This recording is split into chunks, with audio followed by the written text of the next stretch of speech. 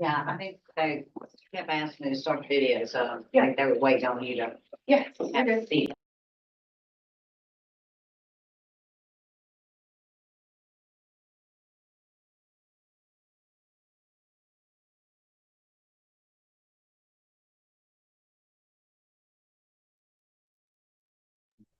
Good morning. Good morning. Morning. Committee for Parole is called to order. Today's date is September 18th, 2024. My name is Chuck Tillis. The colleagues today, to my left is Ms. Jerry Ledoux. To my right is Mr. Danny Barnes. I'll be serving as chair today. We're located at the DOC headquarters here in Baton Rouge. Staff, would you say your name for the record, please? My name is Darrell James. There's that. Okay. All right. Staff there, say their name. Deputy Warden Gremio. Taylor Graphic Classification. Carmen Shipley, Offender Records. And Yeah, you can. Darrell James Sterling, 306435. okay. We're at the remote location at Louisiana State Prison. I'm going to read in the record your sentencing and your dates.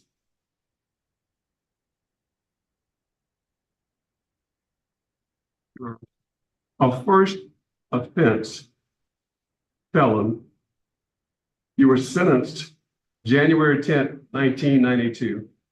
Sentencing was life in prison at hard labor to be served without benefit of probation, parole, or suspension of sentence. On December 13, 2023, a computation of sentence from the life to 99 years with recommendation for parole eligibility after serving 30 years was granted by the governor, John Bell. The staff there, the warden, do we have anybody there to speak on your behalf? Warden, do you have any comments, or the staff there? Yes, sir. As far as Mr. Sterling, currently he's in a couple of program classes, and that I recommend that he needs to finish that. He has a very good disciplinary record. Last time he's been written up was 2008. He has a high school diploma. He's completed a lot of management classes and everything. So right now he's a Men 8 trustee, and he's been doing what needs to be done. Thank you so much. Today we have that speaking on the behalf of Mr. Sterling is Julie Mudd. Julie Mudd, yes. Hello, good morning. I'm going to let you go last. And we have David Green, who is a minister. And we have also John Sterling, the brother. And do we have anybody else on the video? Okay. Mr. Green, would you like to make a statement? Yes, thank you. Good morning to this honorable board. Thank you for allowing me to be able to speak on behalf of Brother Darrell Sterling.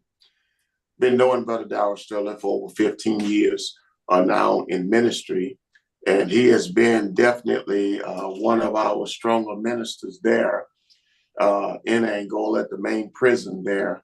And we're so proud of Brother Sterling. We're looking forward to, if this honorable board see fit, to grant Darrell Sterling another opportunity at his freedom to have him on our staff here with Keep It Real Ministries.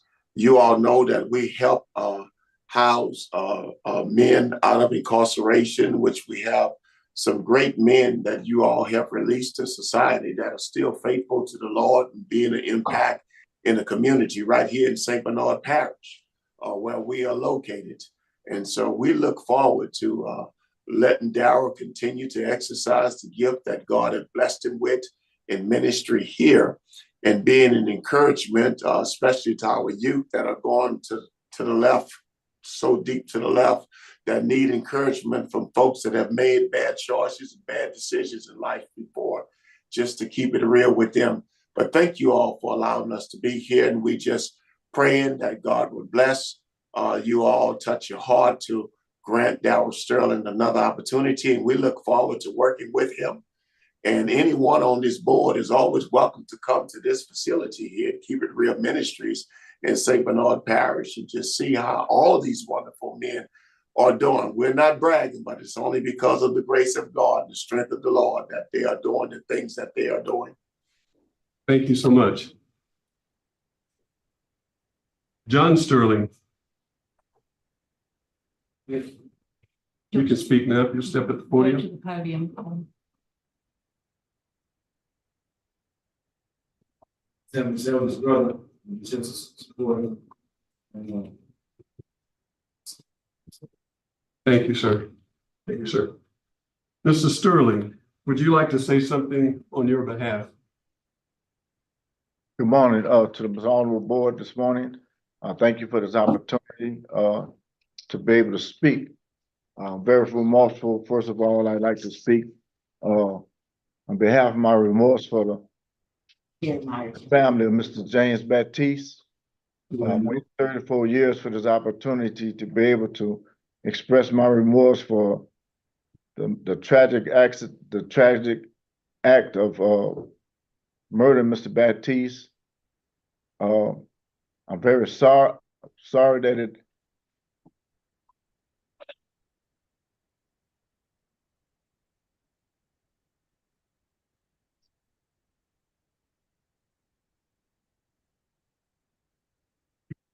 I like to the mother of his children, as well as his children. I'm very remorseful for causing such a horrible impact on your life, taking your loved one from you. I can't imagine how you must hate me as a person. I just want to also let y'all know how humbly I come before you, asking for your forgiveness. It was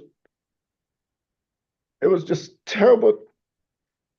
You know, I've caused pain in the lives of so many people, my community, my family. I'm deeply remorseful for the company that I was working for at the time, United Parcel Service, my co-workers. I've waited so long. This thing has dealt with me for so long, and I just wanted to be able to just let Mr. Baptiste's family and his loved ones know how terrible, sorry I am, and I just want to humbly put myself in a position to ask for your forgiveness. Thank you. Thank you. Thank you. Mr. Myers, I'm sorry. Are you ready to speak? Yes, thank you. We're here to support Mr. Sterling. Mr. Sterling isn't new to Parole Project. Parole Project has known Mr. Sterling for a very long time. We feel very confident. Mr. Sterling is a first offender. He's been incarcerated for 34 years. He's done significant work in rehabilitation, and we believe that he's a perfect example of how the Department of Corrections works, of rehabilitation. That's the goal. And we believe that Mr. Sterling, based on his age, based on the amount of time served, the support that Parole Project will give him after 34 years of incarceration in the transition. He also has an extremely high quality long-term plan. And so we're prepared to work with Mr. Sterling for as long as that transition period is needed before he moves on to that. We'll help him through the basics for someone who's been incarcerated that long, through technology, through finance, through social norms, through the one-on-one mentoring that we're able to provide.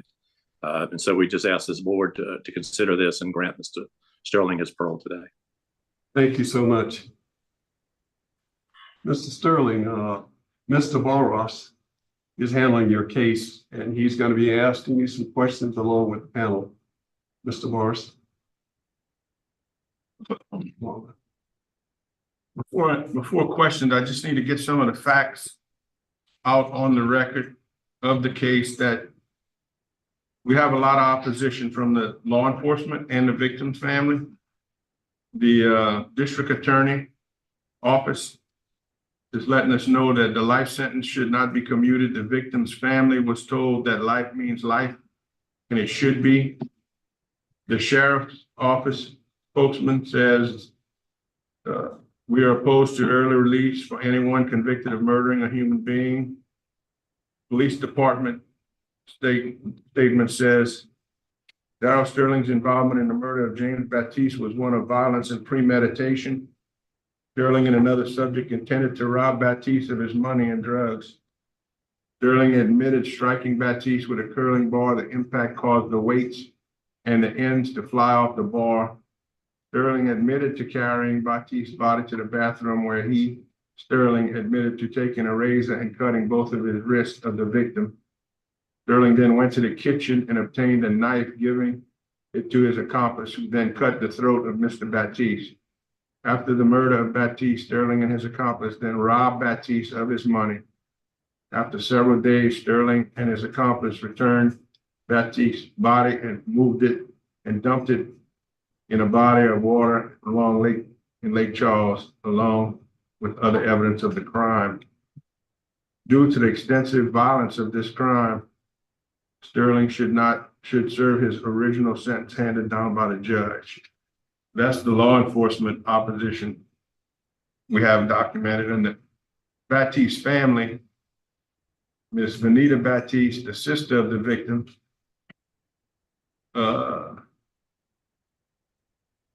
was contacted, and she is adamantly opposed for early release. She's described the day her brother's body was discovered and is unable to understand how someone could have murdered another human being like that.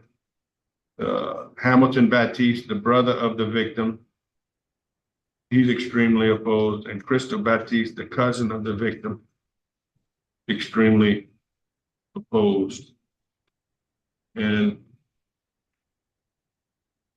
that's a lot of opposition we got to deal with regarding this if we would determine that to release you.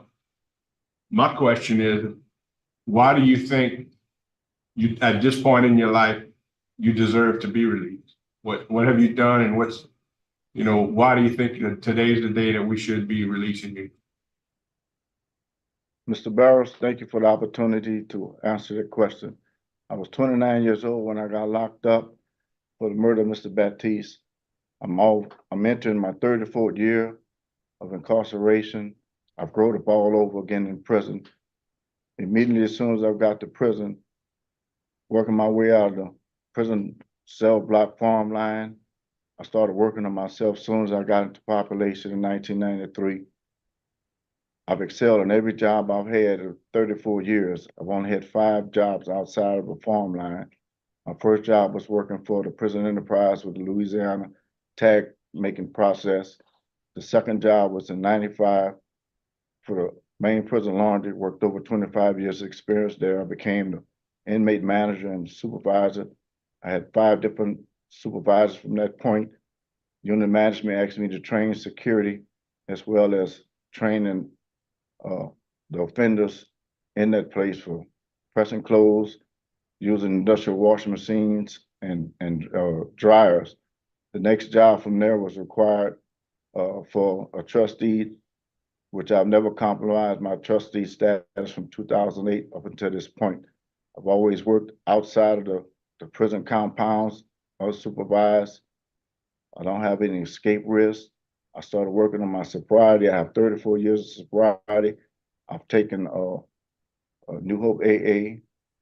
I've completed relapse recovery, substance abuse, living in balance, thinking for a change, anger management, JCs. I took a course in 93 JCs from 1993 to 94, a year worked with those self-help development classes. I've taken AA in 93. I've taken CPR, and those skills for CPR in 2019 came to pass when a major died, a correction officer died at my feet from a heart attack. Me and my coworkers were able to perform with the instructions that I had to help the warden and the security officer. We worked on this guy for 5 minutes, and the major, he came back to life, and he's still working for Angola here today. I've taken Toastmasters, Building Your Thinking Power, Parliamentary Procedures. The Club for Angola Special Civic Project was a pre-reform organization for the possibility for parole for life at the time. We had a concession. I worked in the area with the visitors. I've learned management skills, short order cook forms. I've trained people. I've management skills. I've learned secretarial, bookkeeping, accounting, leadership skills. I've also taken Dale Carnegie.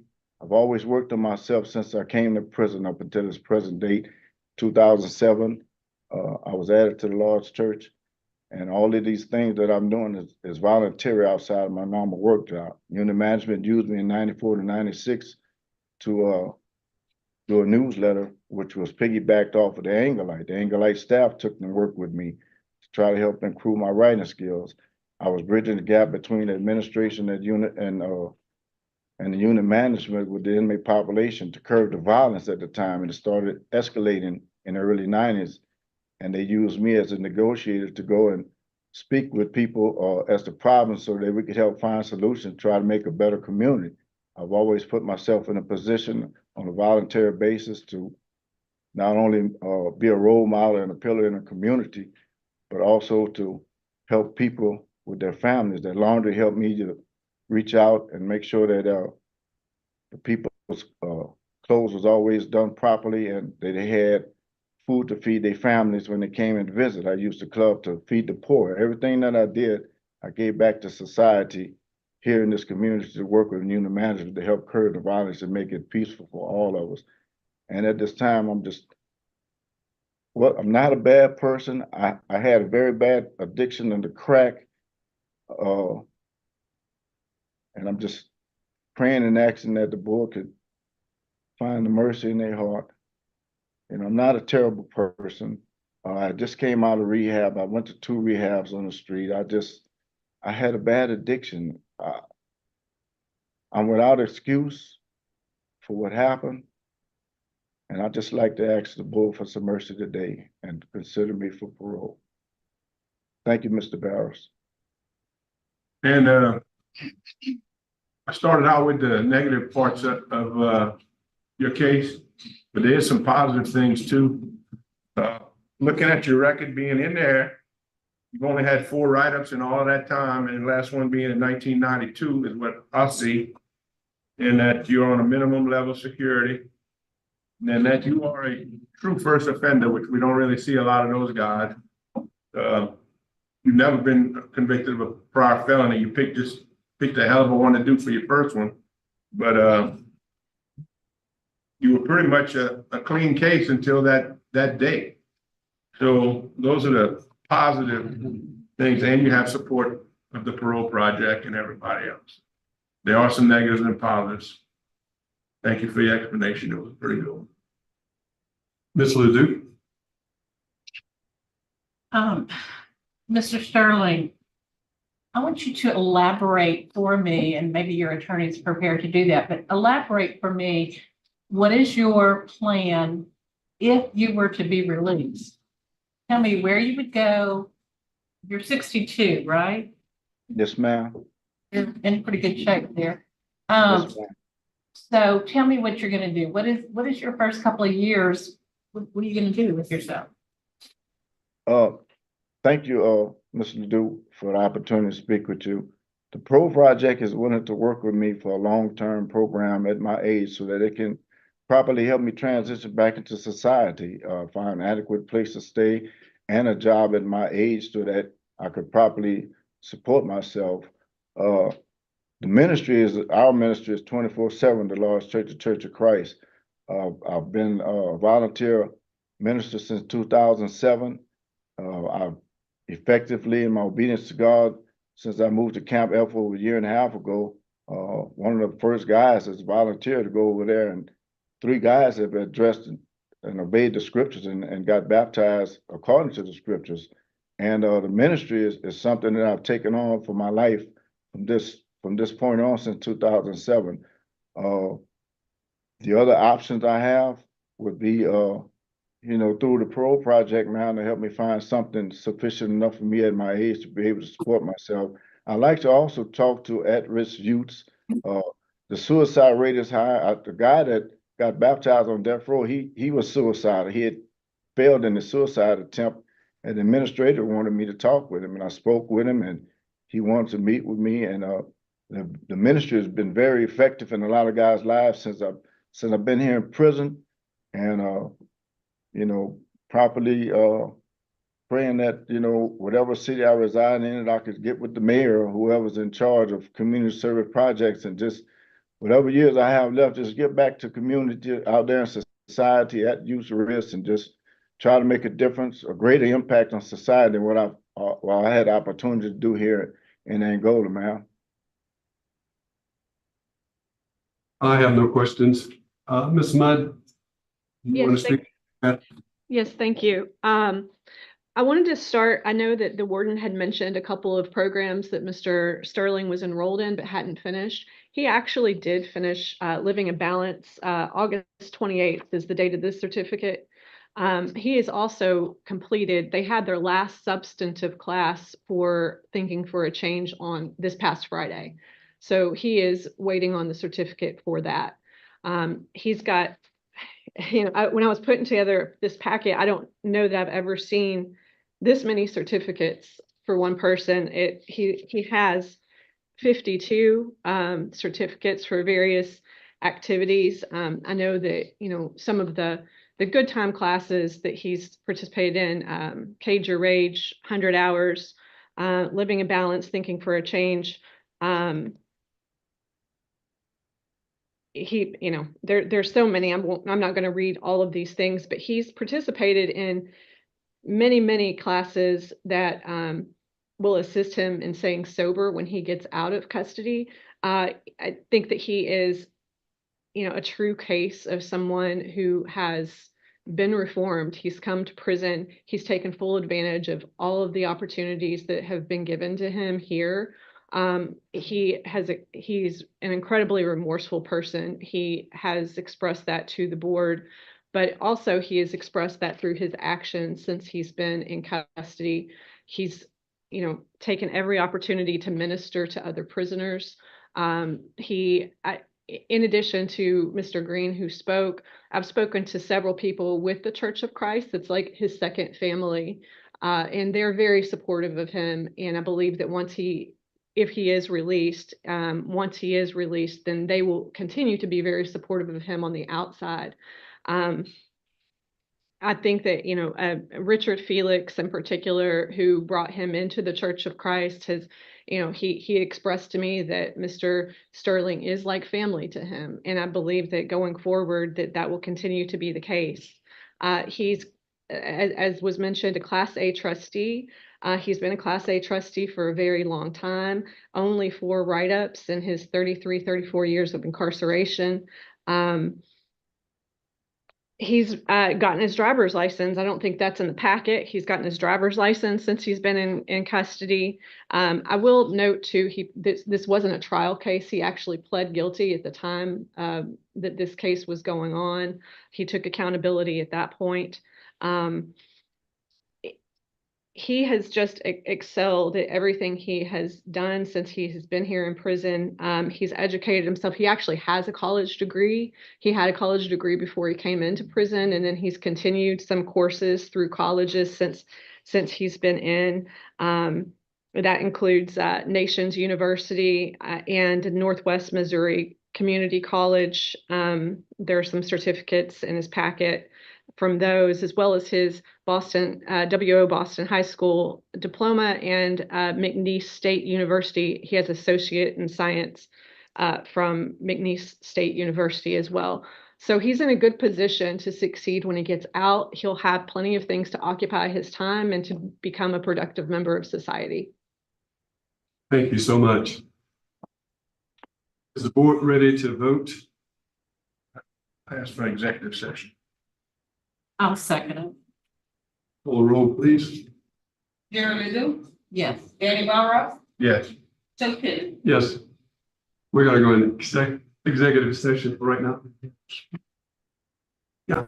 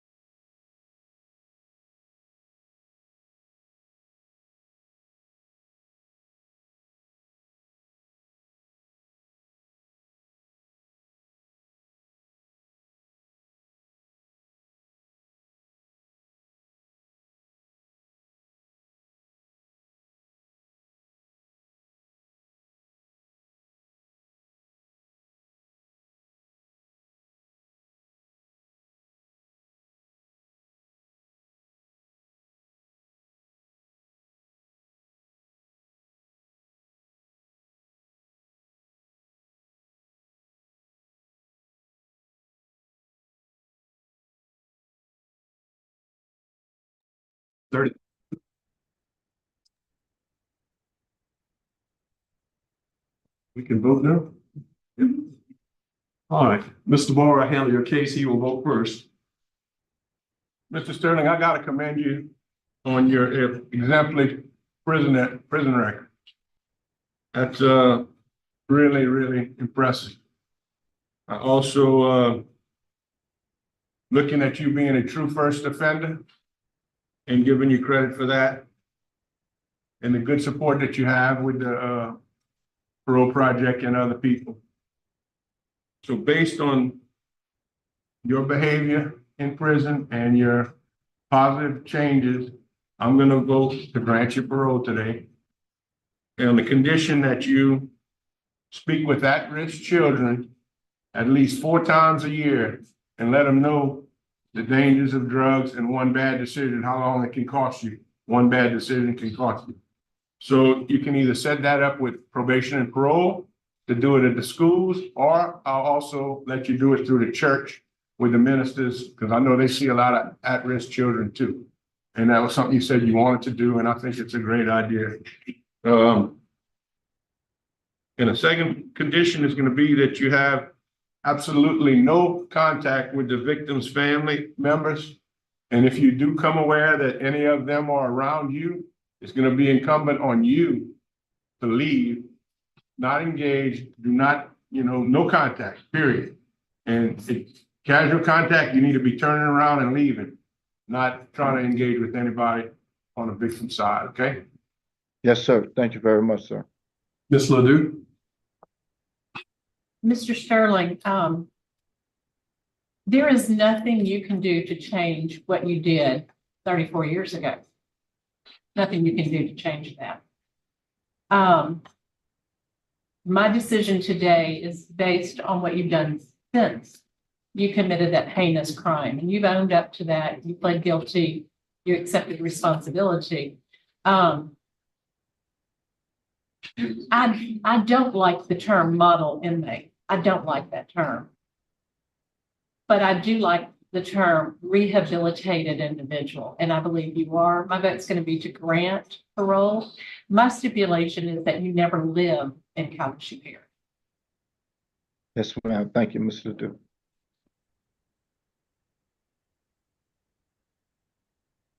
So Sterling, I think you've done a great job. You convinced me that you're remorseful. You've done a lot what we expect people to do. My vote is to grant, to release you to the parole project. So today, you have 3 votes for you. You've been granted parole. Thank you, Honorable Board. God bless you. Thank you so much. Most. Can you smile for us? Thank you. So much. It ends our business today. Thank you.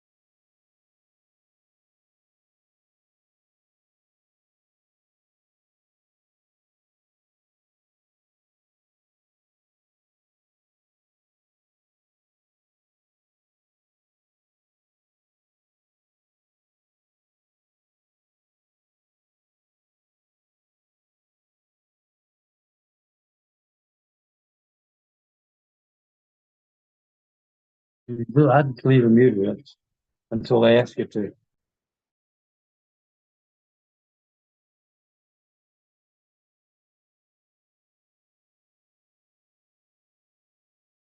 Oh, it does.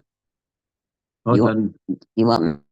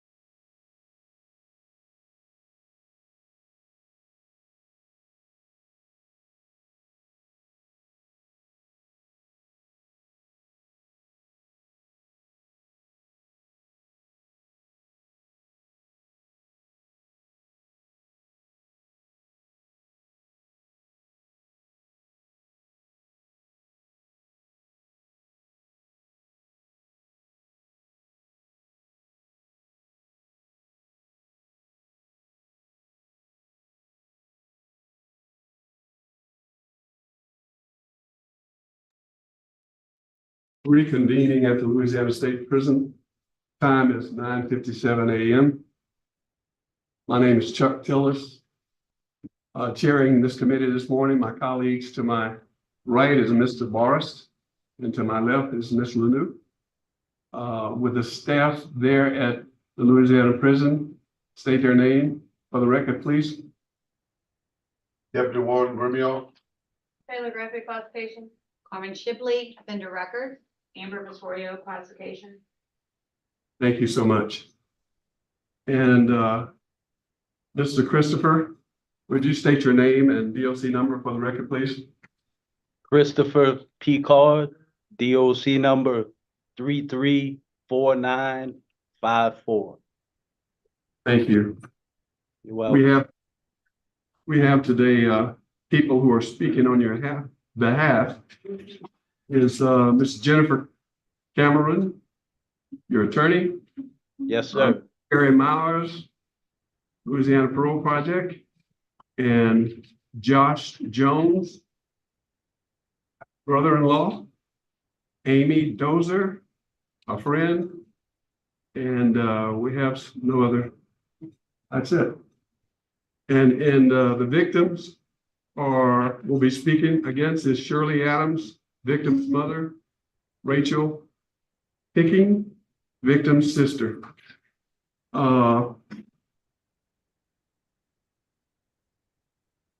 Mr. Picard, Yes, you're sir.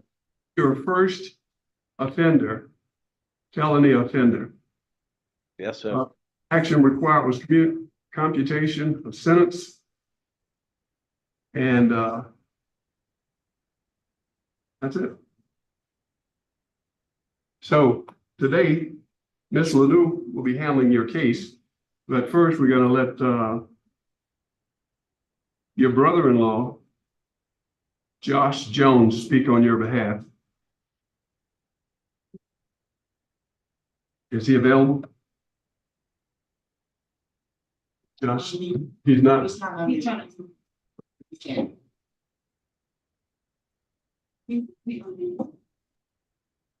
Good morning. Can you hear me? Yes, we can. Okay. Thank you guys for giving me a chance to speak on behalf of Christopher this morning. I'm his brother-in-law. I met Chris back in 2016. I had the opportunity to go to Angola prison with his mother and his sister. I was kind of skeptical at first about even going to the facility. I've been in law enforcement since 2007, and that was one reason I was skeptical about this situation. I've heard so many stories and been in this career, you kind of see through people. After meeting Chris, I seen that he was a humble human being that was remorseful for what he had did. Also, after the years of getting to know Chris more, Chris has been a role model to some of my kids as well. They don't want to listen to their dad, but they listen to Chris.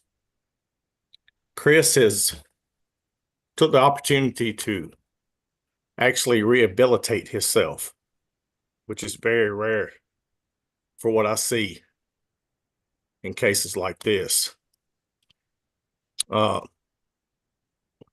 Chris has took the opportunity that he has been given and enrolled in many, many programs to help himself and others as well. So I truly believe that Chris could do good when and if he gets out.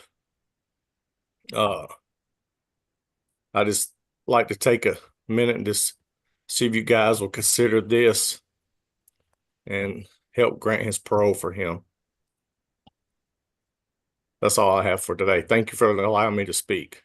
Thank you so much. We appreciate you speaking on his behalf. Next, Miss Amy Dozer, a friend. Yes, I'm here. Can you hear me? Yes. Okay. I'm here today to express my support for Chris. I've known Chris since October of 2015. I know from my friendship with Chris that he has acknowledged his mistakes and he is extremely remorseful for his participation in the crime that was committed. I also know that Chris has taken the steps that he's needed for his rehabilitation. I know that Chris's participation in this crime took a daughter, a sister, and a friend from her loved ones.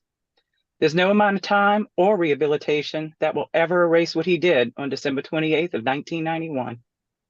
I can only pray for the victim's family that they can one day find it in their hearts and have peace.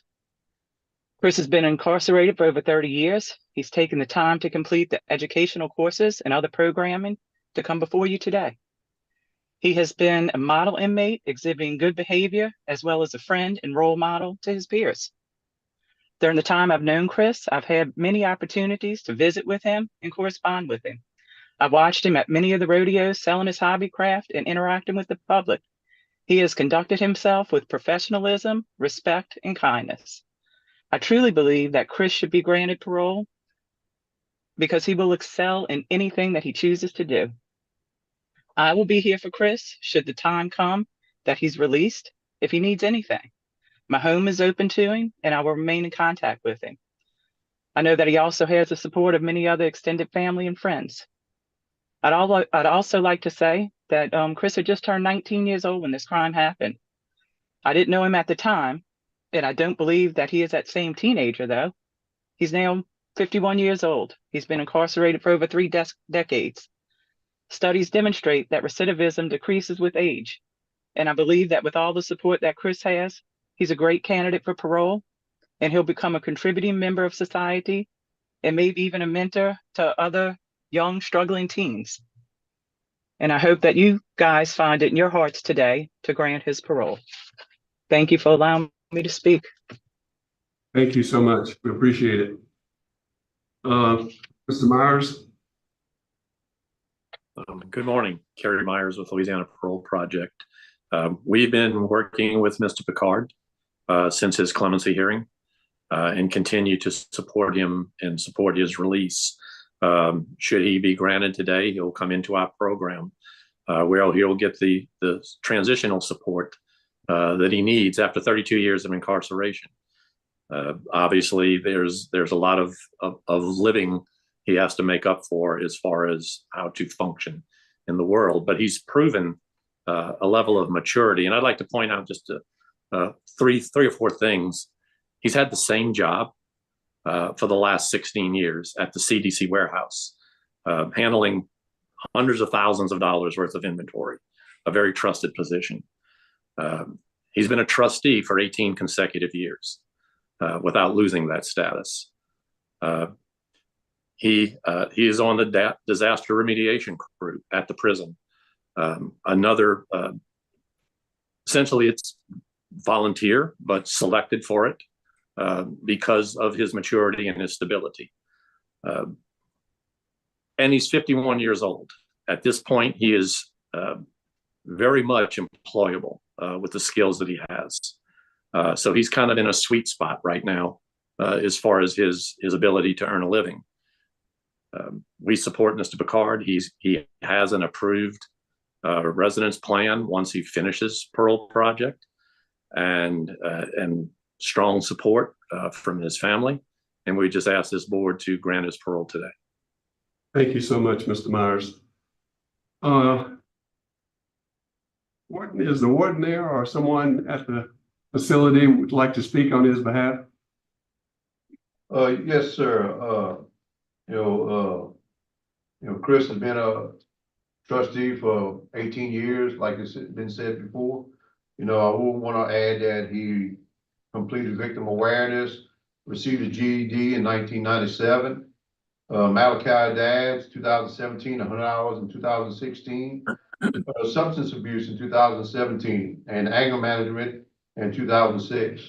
And, plus, Chris was asked to do several other programs that he has completed, and he will be proud to let y'all know that. Thank you. Thank you, sir. Mr. Christopher, do you have anything you'd like to say on your behalf?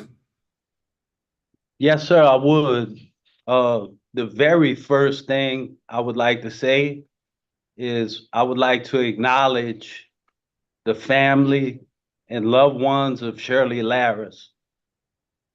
If I'm not mistaken, I believe this will be the third hearing that they've been a part of. on top of all the pain that I've caused them for the last 32 years, I can only imagine how difficult this must be for them. And if I could say anything to them, I would not only say that I'm deeply sorry for the pain and grief that I've caused them, but I would also thank them for taking the time and for having the courage to be a part of this hearing.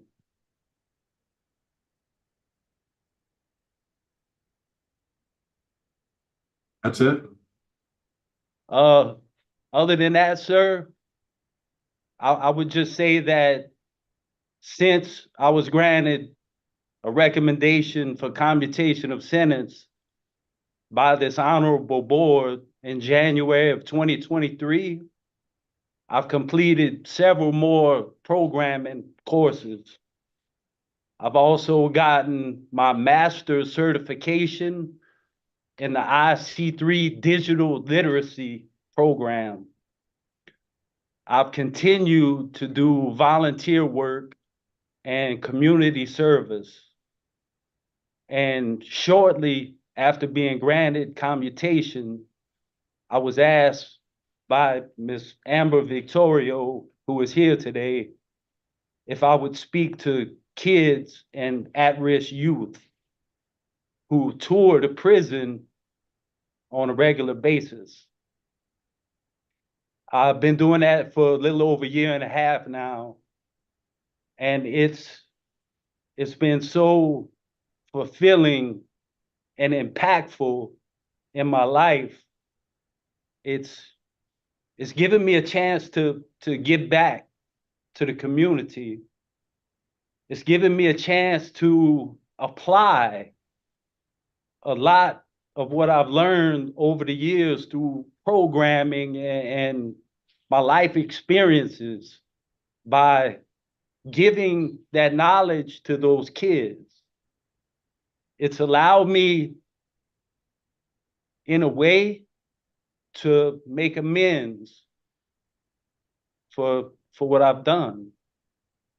More than anything else, though, it's given me the opportunity to honor the life of Shirley Laris by hopefully, possibly, maybe one day preventing another family from going through what I put her family through.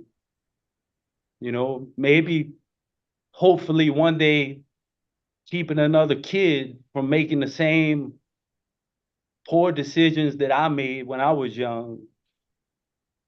And sir, I would just like to say that I've worked really hard on myself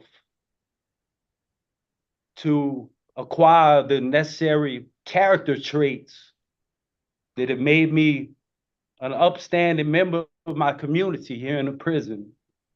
And I strongly believe that I can take those same character traits with me into society and become an upstanding member of my community there as well. Thank you so much, Mr. Christopher. I really appreciate that. Now we're going to hear from the victim's mother.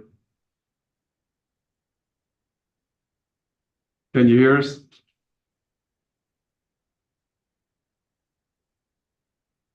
Still on Hello? mute. Yeah, we can hear you now. Yes, he's brought a lot of pain in my life and my family. And Christopher is as much fault as the other one. Because she wouldn't have sex with him. So they decided they're going to kill her. She ran into the bathroom, and then she was trying to get out so she can go home. And Harold said if he had a gun, he'd shoot her. Christopher told him he didn't need a gun. Here's a knife. So Harold started stabbing her in her face, her arms. Then she ran out the house and she got in her car and they both broke the window and pulled her out of the car. Then they proceeded to stab her again. Then when the knife broke inside of her body, they took the stepping stone and mashed her head in. Then after that, they knew she was dead. Christopher took off her jacket and said she won't need this anymore. Then they both picked her up and put her into her trunk like she was a piece of garbage. And I really do believe if Christopher wouldn't have showed him that knife, my daughter would be alive today. But I promised her at her gravesite that I would do everything I can to get justice for her. So I'm asking you today, please, give my daughter some justice. I owe her that. We owe her that. Thank you. Thank you so much. Thank you so much. Ms. Picking, the victim's sister. I'm a friend of Shirley's, little Shirley, since we were in grade school. So we were best friends, and I can remember her telling me about meeting one of the guys that eventually took her life. And I remember the excitement that she had, for this guy. And I don't exactly know what all went wrong that night. I wasn't there, but I do know this, that yeah, almost 32 years at this point has passed. And while I respect human beings and their ability and their willingness to change and to do things better, it does not take back and give back her life. All of the things that have been accomplished by Mr. PICARD through the years, that is great. That was probably because he is incarcerated. And she got to achieve nothing. Absolutely nothing. And for myself, I can tell you this, as long as there is air in my lungs, I will stand up for her because she has no voice. And what was supposed to have happened years ago is that this was supposed to be a plea bargain that they would not be eligible for parole ever. Otherwise, it would have went up as the death penalty. And here we are today. And I realize that 32 years has passed, but 32 years it's not the cost. It's not the cost of her life. Life, she has none. It's gone. I cannot even imagine how anybody can look and say, yeah, I'd be willing to give up my child.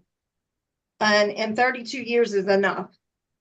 There's not. As long as, and I'm going to say this from me personally, as long as Miss Shirley, her mother, is alive, I don't think she should ever have to watch the killers of her daughter be set free to achieve anything that her daughter never got the opportunity to achieve. That is not a personal jab at anyone. I think that it is just fair. And without considering that, there really is no justice to this. And there is no win. There is no win. Because I realize that this happening hurt both families, all people. But to set someone free, she's never going to be free. She will never get to accomplish all the things, nothing. And I'm completely opposed to this. I will never change my mind on this. It's not a personal to anybody. It's just fair. It is fair. You took her life. You shouldn't have one. Thank you. Thank you so much. Thank you. We're going to hear from Ms. Cameron, the attorney. Yes. Good morning, ladies and gentlemen. Thank you for allowing me to speak on Chris's behalf. I have personally known Chris for longer than just the time that I've been his attorney. I was actually introduced to Chris many years ago. And one thing I can say about Chris is he has a personality that just attracts people. He is very personable. He knows how to speak to people. What Amy was saying about his professionalism at rodeo, I see him at every rodeo interacting with the public in a way that a lot of people just can't do. It's just natural. Chris was 19 years old when this situation occurred, and he knows that he can never take back his decisions that night. There's no way to change that. But he has spent more than 32 years or almost 32 years working to become a better person. Chris holds, his packet includes over 60 certificates that he has earned between classes, community service, and recognition at his employment in the CDC warehouse. 19 of those he's earned since he earned his clemency recommendation in January of 23. What that shows is Chris never stopped working. He didn't sit back and wait for this board to maybe grant him parole and hope that what he had done was enough. He has continued to work. Chris acknowledges that his decision that night were very much influenced by substances and alcohol. He was blackout drunk. I've looked at the data, I've looked at the blood alcohol content, and I can tell you that it was decisions that were fueled by, substances that were aboard his body. Chris acknowledges that he will always be an addict, and he has to do the work to continue to stay sober. He has taken and completed every substance abuse class offered here, including Celebrate Recovery just since his recommendation. He facilitates some of the classes and even served as vice president of the sober group here at Angola. Chris's community service includes going out off of the campus. He even was offered to be part of what they called the 24-hour stick out here during COVID because he's so trusted by the people who are here. Ms. Vittorio asked him to speak to the tour groups because she knew that he had something to say and he could contribute to the groups that are coming through. He speaks to people from school age level all the way to people from probation and parole who come here. And Ms. Vittorio herself has acknowledged that Chris is very honest when he does that. His reentry program involves, we've already heard from Parole Project, his ICOTS is already approved for him to go to Alabama to live with his family where he will stay with his mother, and he has a job offer with Big Mac Towing. Chris is a model offender. He has been working to be a better man. This last 33 years when he's been working through rehabilitation, he didn't have the possibility of freedom, and now he can see the light, but he still continues to work. To me, that tells you what kind of man he is.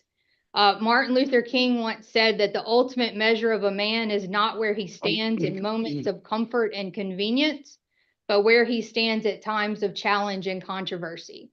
I would put to this board that 33 years here at Angola, especially starting in the early 90s when things were not all that great here, would have measured Chris. And what Chris has done is stood above and stood as a good man, the best man he could be, working towards that rehabilitation to honor Shirley.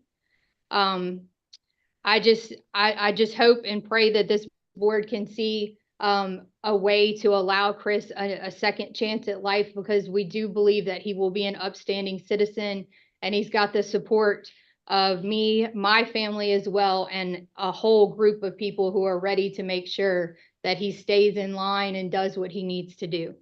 Thank you. Thank you so much. Mr. Picard, Yes, Ms. sir. LaRue is handling your case today. She'll be asking some questions.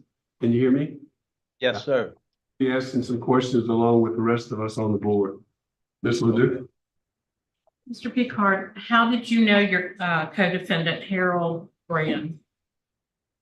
I got married at an early age, Miss Ledoux, and me and my wife and my son were living in Mississippi. My wife and I separated and I moved back to Louisiana. Once I moved back to Louisiana, I didn't really realize this until coming to prison, actually. I started using drugs and alcohol because I was depressed of being separated from my family. And within the circle of friends who I hooked up with moving back to Louisiana, was when I met Harold. He was just a drinking, drugging friend, basically. Yes, ma'am. And he is still incarcerated, correct? Yes, ma'am. When you were arrested, were you arrested for first-degree murder? Yes, ma'am. And was it a plea deal to get a second-degree charge? Yes, ma'am.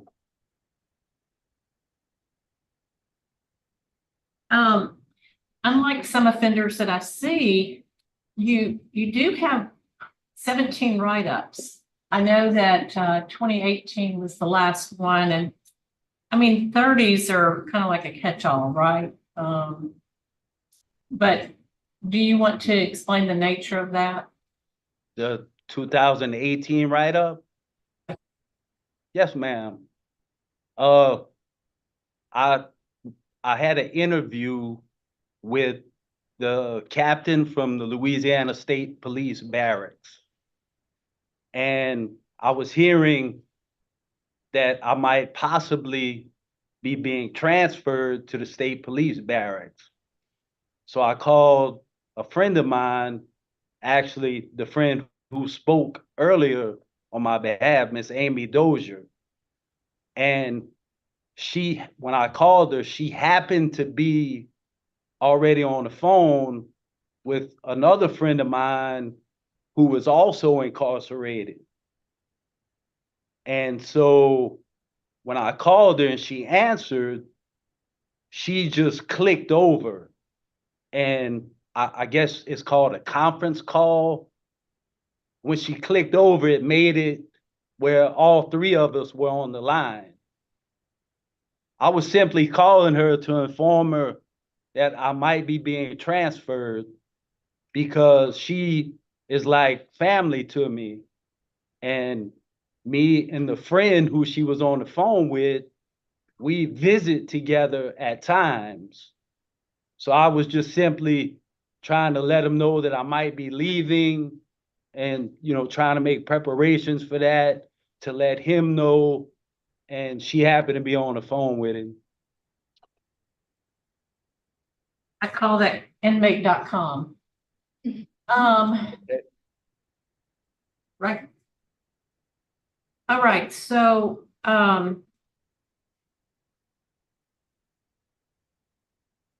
this case bothers me a lot. I'd like to go into executive session to discuss them. I say, Jerry Ledoux? Yes. Danny Barros? yes. Chuck Tillys? Yes.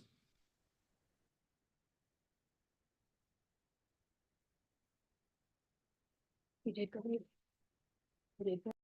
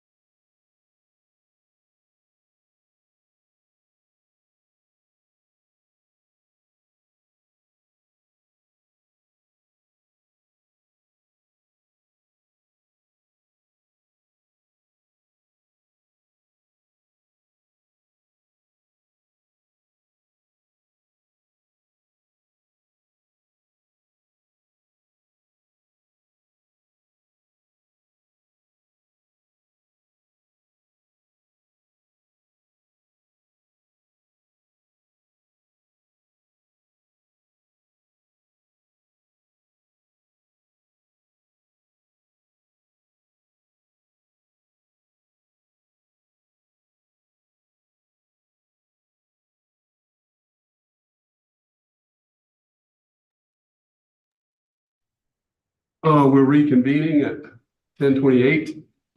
Call roll, please. Jerry Ledoux? Yes. Dana Barrow? Yeah. Chuck Phillips? Yes. Ms. Ledoux, have you finished your questioning? Yes, I have. Mr. Morris? I don't have any questions. I don't have any questions either. Is the board prepared to vote? Aye. Yeah. Okay, Ms. Ledoux? So, Mr. Picard, what I'm looking at is a first-degree murder pled down to a second-degree murder, who now has, instead of a life term, you have 99 years. I think that you have had a lot of breaks in this case, and to tell you the truth, I am not prepared to vote to grant today. So my vote is to deny. I'm basing that on the plea agreements that have been made, victim opposition, law enforcement opposition. But I do want to commend you for what you're doing. So one of the things you have been continuing since your commutation to work, you'll get another chance. And at that time, you'll be able to convince them, I'm sure, that you've continued since then. So that's my vote today. To deny. Mr. Barra? I'm going to concur with Ms. Ledoux for the same reasons. And my vote is also to deny. And this concludes our business for today.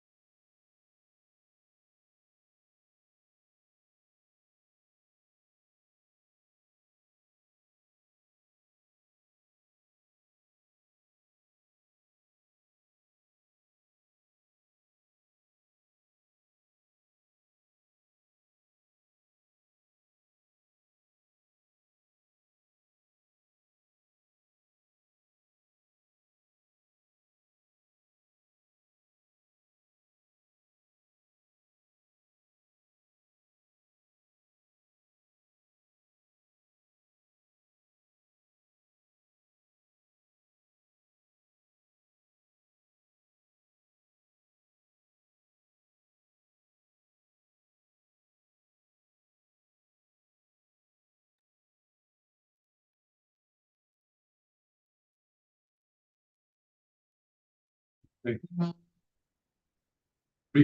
at 10:40. My name is Chuck Tillis. How you doing? To my left is Miss Ledoux. To my right is Ms. Forrest.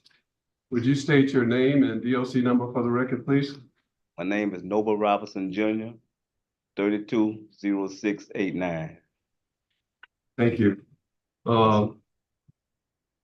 We have speaking on your behalf today is Mr. Curry Myers, Grace Brunson, and Miranda Grandigo. Grandigo. All right, and also Beverly Morton. I'm going to read your record.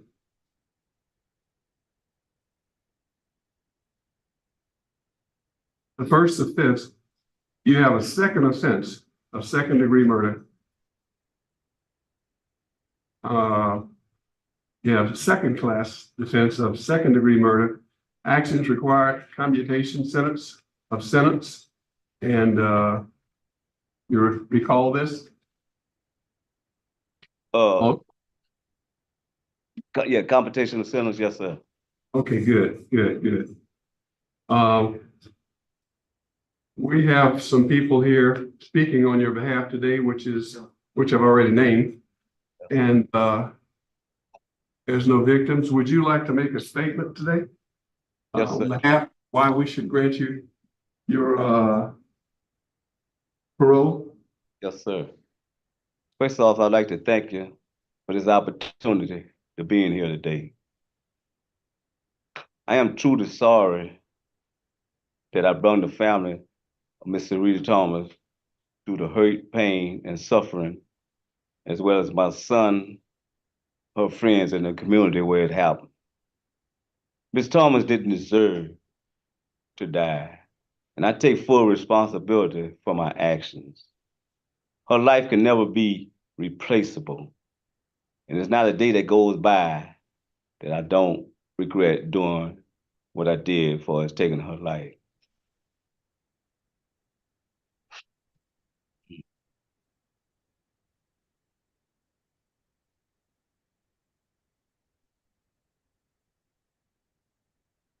So, Take your time. thanks, sir. Thanks. Oh.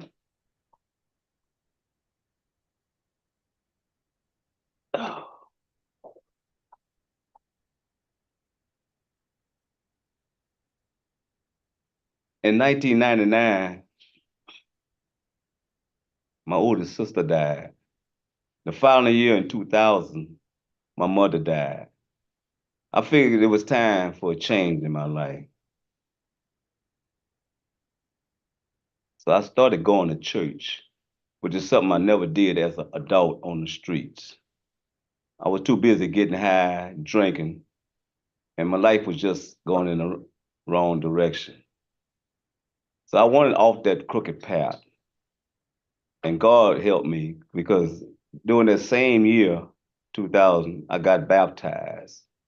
I started going to faith-based programs, going to Bible study on Sundays, just in Bible study, experiencing God at Agape Road, going to seminars. And I thank God for Kairos, because Kairos really helped change me in a way I couldn't even imagine. I started going to the classes, these programs Angola was offering. These classes were pivotal in my change, as well as crucial in my rehabilitation. One of the classes I took was really emotional to me, and that was victim impact. Victim impact, it was just so different from any other program because we had people come off the streets that they gave us account of how their kids was killed. This was like they were from Lafayette. Before the program was over, being 10 people that was selected, only 5 stayed. I'm proud to say today that I was one of the 5. Because every program I got in, I finished except one. And that program was AA, Alcoholics Anonymous. In Alcoholics Anonymous, I received certificates that stated that my participation and the way I was handling myself for as being there all the time. I even facilitated the program at times. And I thank God for my beautiful fiancée, Miss Beverly Martin, because we talked and she asked me one of the priorities that I like to do when I get out. And I told her that I want to achieve my sobriety. She quickly made phone calls to different places that we can go to for as AA. And I've been accepted there at any time if I make parole. This was good to me because I want to help others. I know what I did was wrong. And like I say, I can never replace that. But I'm going to give back. That's priority to me. I'm going to help them kids out there comes from broken homes, don't have that father figure. See, these kids today need attention, not detention. And I know I can help because, see, I've been there and I did that. At present, I'm 73 years old. 34 years I've been incarcerated. On the 9th of this month, 22 years as a Class A trustee, I never lost it. This July passed 28 years without a write-up. I never had a fight. I never been in a block. Every drug test they gave me came back negative. As a Class A trustee, I worked as a maintenance at Camp D. I had 2 jobs. The second job, prison enterprises, CDC warehouse, personal property. I've been there now 17 years. One of the most outstanding things for me at this place is the community service I did.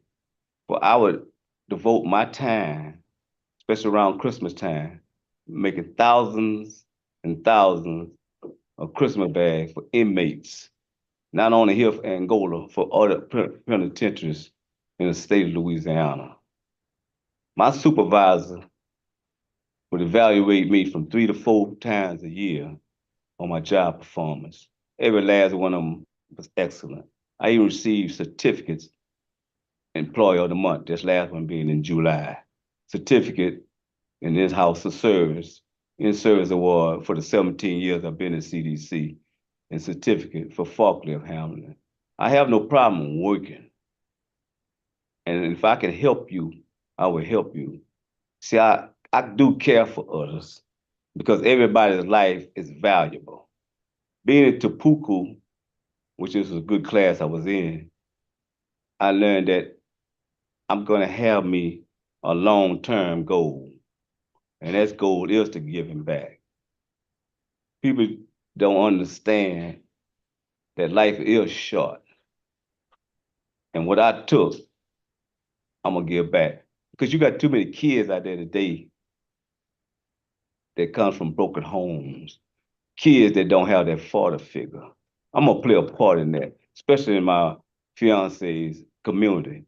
But for 38 years, she has been the manager of a mobile home complex that has over 250 mobile homes. She's a woman and only had one worker for a maintenance man.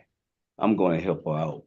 And she's going to be right there 100% with me. See, I want to start a club for these kids. If I can get them off the street just for a little while, that might help them in lives. Because, like I say, they need help. Tupuku helped me. I graduated in Tupuku with a certificate and cap and gown. That was awesome.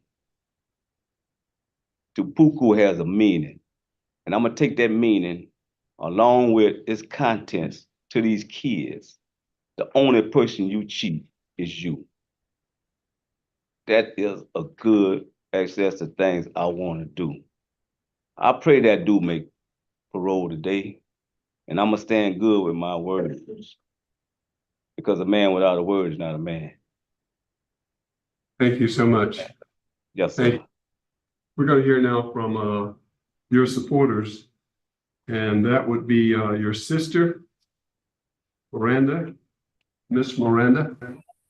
Yes, good morning. I'm here. My name is Miranda Anderson Bradnigo, and as you said, I'm Noble's sister. Noble is the oldest of 10 in my family. And yes, the family is dwindling down. Our oldest matriarch of 103 years old just died this year. So that leaves Noble as the head. We had a home and we had a mother that was physically there, and that was it. We were never told that we were loved. We were never hugged. We weren't taught anything.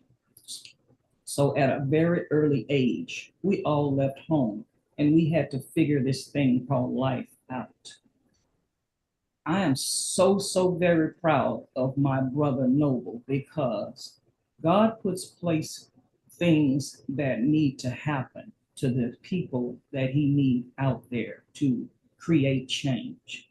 I truly believe Noble can be that person, because he has learned accountability, he has learned responsibility, and he has also transitioned into the man he's supposed to be.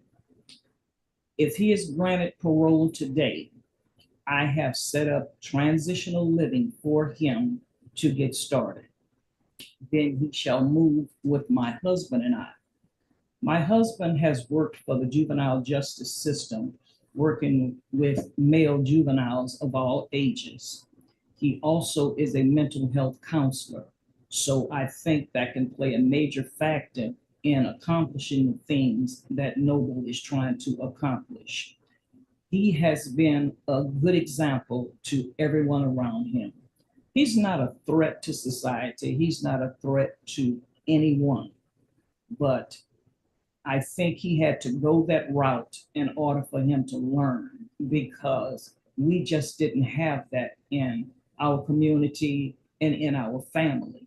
He actually brought our family closer by gathering with him to show him love and support. In the midst of that, we learned to love one another. So even on the inside, with what he's done, he's created a bond in my family that has never been there. And I am 64 years old. All of his sisters are sick. I am presently recuperating from my 19th surgery. I have lupus. I have a sister on hospice care. I have a sister getting ready to have a brain tumor, a brother with cancer, and another brother that is struggling for his life.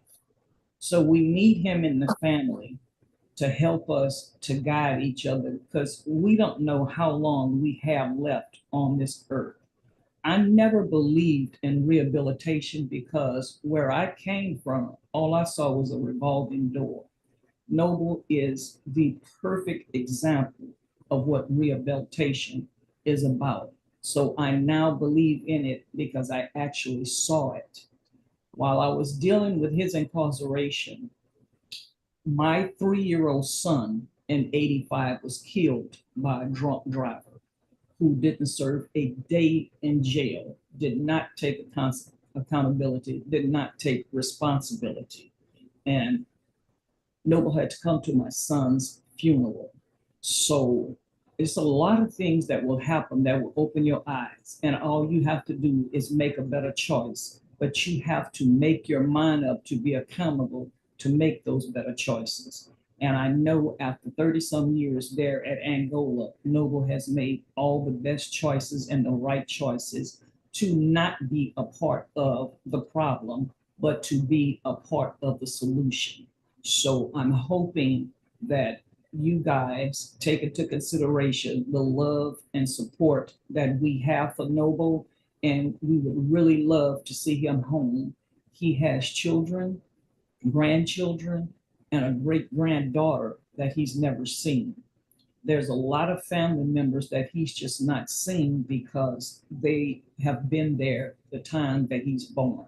So I'm hoping that all his accomplishments are taken into consideration, because there's no excuse where you come from. You can always make a choice to go down a different path and to do things a different way. So that is based on the person and the choice that they want to make in their life. And I think Noble has made all of those right choices. And I thank you all for your time, and I appreciate for you to consider letting him to come home. Thank you. Thank you so much. Thank you so much. You're welcome. Now we'll hear from his fiancee, Miss Beverly Morton.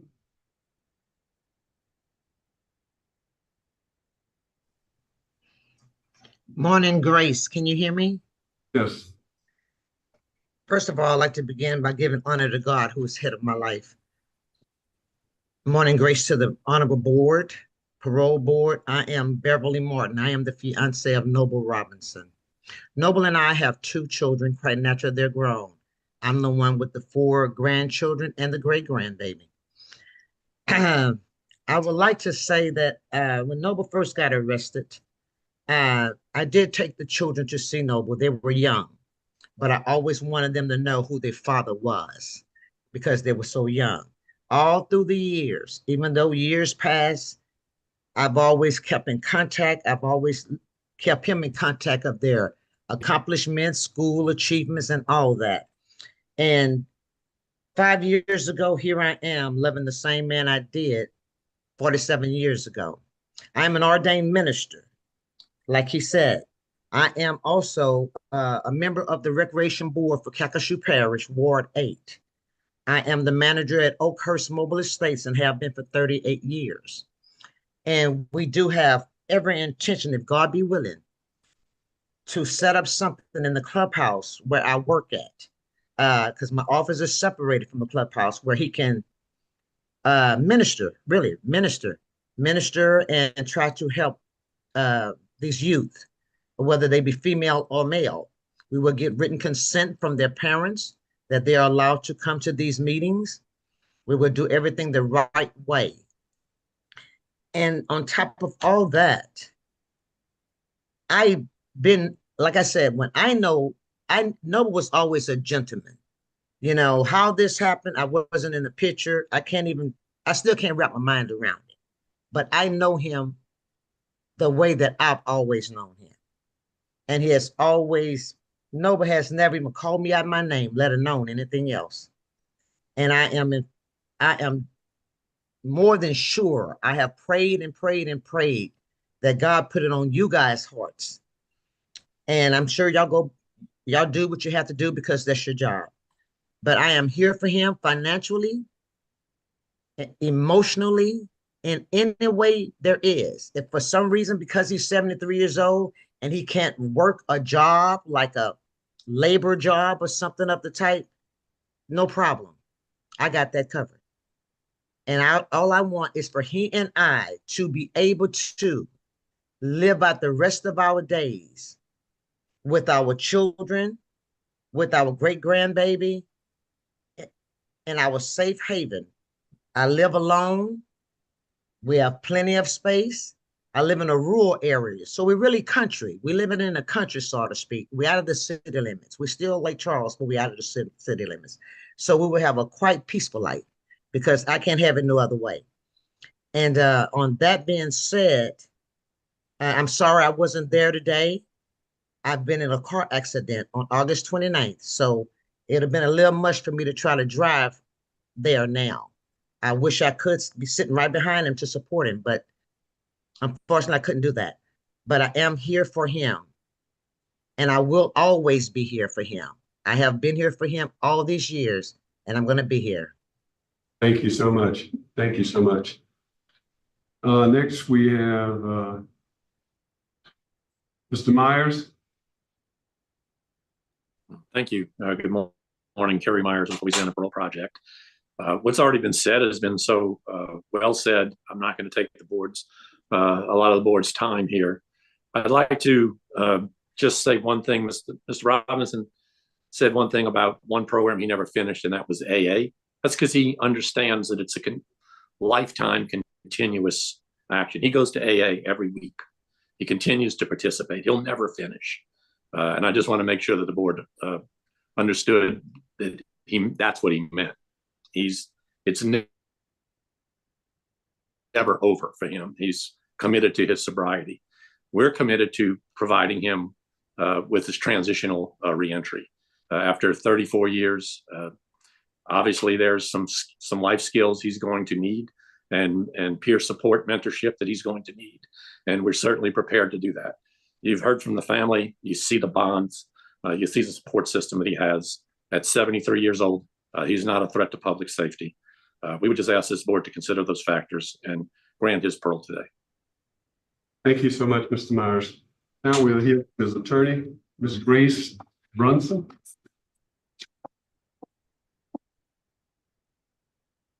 Good morning, honorable board. Thank you for having me here in person. Always good to be here. My name is Grace Bronson. I represent Noble Robinson, who, as you heard, is not only just a model inmate, but a profound example of what happens when people can and have the capacity for change. He has been incarcerated at Louisiana State Penitentiary for 34 years after he committed this crime in 1990. I will reserve for the end, and I'm sure you will ask Mr. Robinson about that time in his life, but I think from his support, we all now know that he was in a stage of his life that didn't have direction. He was using substances, and he was not on a path that was moving him forward in any way. Mr. Robinson was out that entire night on August 25th of 1990 and had a weapon on him. There were many threats that were going around regarding his safety, which is his regard of why he had a weapon and his biggest mistake. He got into an altercation with a Ms. Petrie, who is a friend of Ms. Thomas, who is the victim in this case, and the gun went off and then it shot again. He rode his bike directly to the police station, unloaded his gun, and turned himself in that he shot somebody. Mr. Robinson has been accountable from the beginning. He has served in a long term of incarceration. As you heard, he is, and you all hear all the time, people come before you and 4 disciplinary write-ups in 34 years is profound. It is truly difficult, and I know you all hear this a lot, so I'm not trying to repeat facts that are true. But that Louisiana State Penitentiary has evolved into a place where there's a Camp F where Class A trustees like Mr. Robinson are housed. I go there all the time, and it is a fully functioning community of men who are working. As you heard, he has been employed for almost 17 years with Prison Enterprises.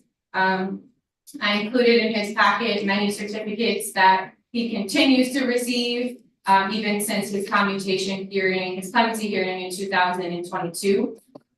He gets certificates for outstanding performance and dedication to community for putting together over 14,000 Christmas bags for incarcerated people across the state, as well as his daily duties. As you have heard, when he came to prison, those write-ups and has being a trustee for 22 years, he has always been on a path of rehabilitation. And this board, as we know, has a really tough job of balancing not only what a life was lost and the actions of somebody, but also the capacity that people have for change. And Mr. Robinson is here before you as that representation, as what rehabilitation can do for a person if they are dedicated to it. And Mr. Robinson has always been dedicated to that. As he stressed some of those classes like the poo-poo and being an AA facilitator, thinking for a change, living in balance, anger management, all of the recommended DOC classes for a lifer like Mr. Robinson, who now has also continued to move forward and was hand-selected for victim impact, where he heard from survivors as well as family members that have tragically lost and brutally lost family members due to acts of violence. As you saw at the beginning, Mr. Robinson can't talk about his crime without it deeply impacting and deeply shifting how he is affected by what he did, even 34 years later. He will live with that forever. And as his words say, Ms. Thomas's life is irreplaceable. Mr. Robinson's reentry plan is profound. I know you all hear from the Louisiana Parole Project a lot, and they thankfully have a program that that takes people who are coming home after long terms of incarceration. I just want to note on the record that in my professional experience, this program actually works. This program holds so much space and teaches people coming home, and I've had clients from 20 years to 60 years of incarceration, and they know how to accommodate all of that. So I just want to say for you all and for the public and for the Parole Project that they are not only appearing to show support, but they are actually walking and talking what they are doing for these men and women coming home from incarceration. He will go there, and then as you heard, he has a lot of family support. He has children, he has brothers, sisters who are all connected and have resources, which we know when support changes the outcome of people's reentry into our society. And so as an attorney, as a criminal defense attorney, I know and I've seen how that impacts people's reentry, and I am very confident that Mr. Robinson will be successful with the support of his family, his fiance, and the Parole Project moving forward. Based on his time that he served, his prison record, his rehabilitation, his reentry and family support, Noble Robinson's profound remorse for the life that was taken of Miss Thomas, and his display of what we all are capable of doing when we apply ourselves to change. I asked this honorable board to grant him parole and another chance at giving back what he can never give back, but attempting and putting forward his best effort into society. I thank you for your time today. Thank you so much.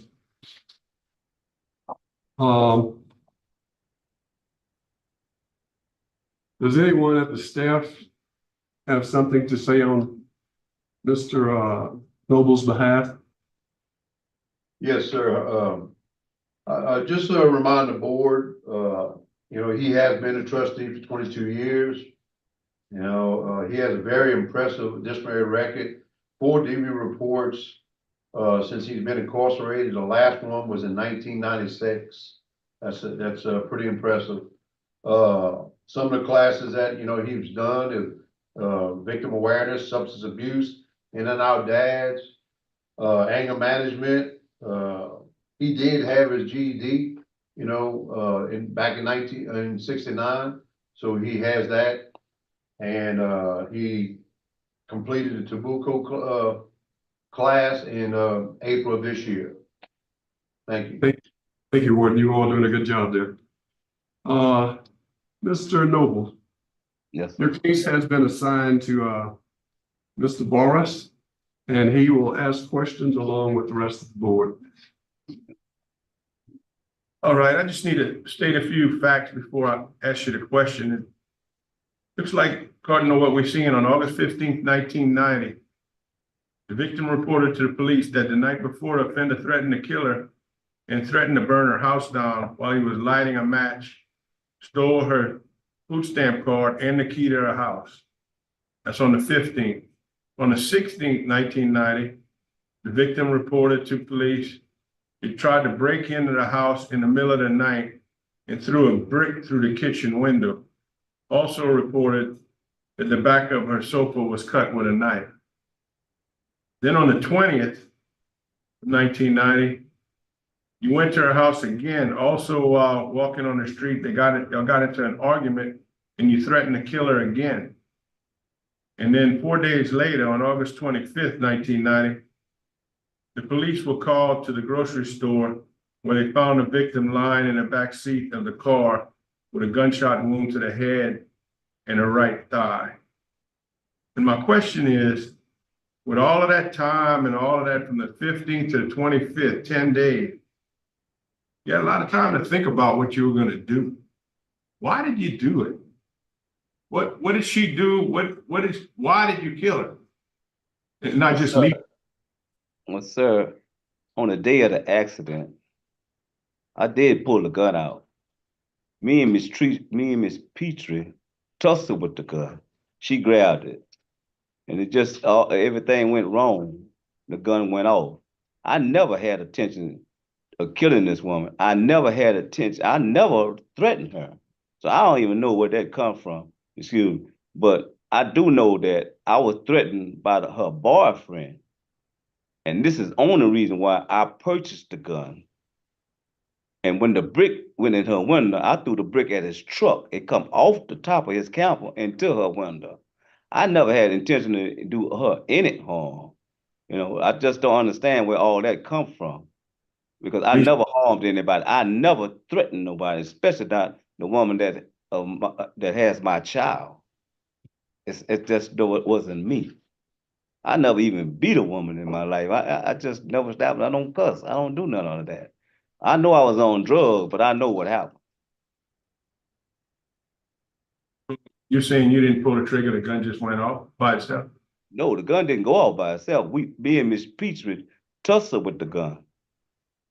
When I pulled it out, she was in the back seat of a car.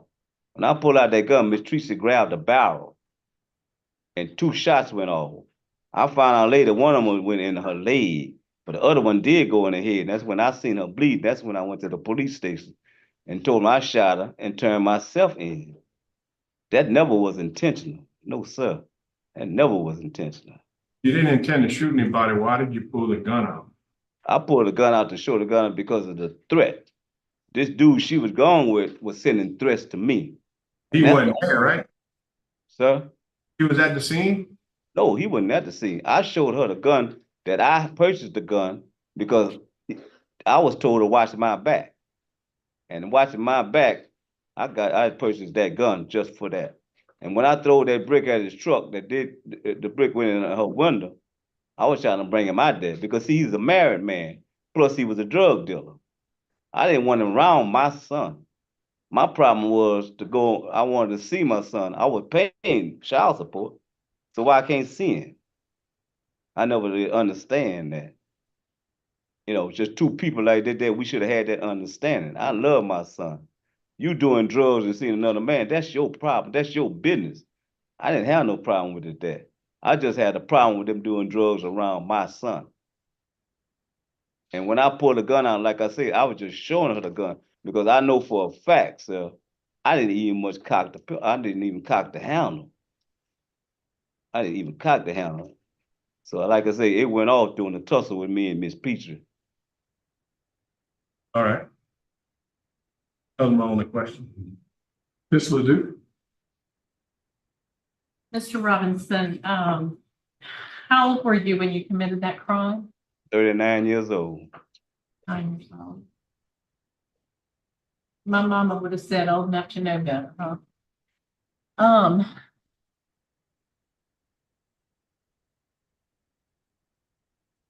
You have 8 children. Yes, ma'am. How many of them are you in connection with? My oldest son, one in Atlanta that we do email. Only one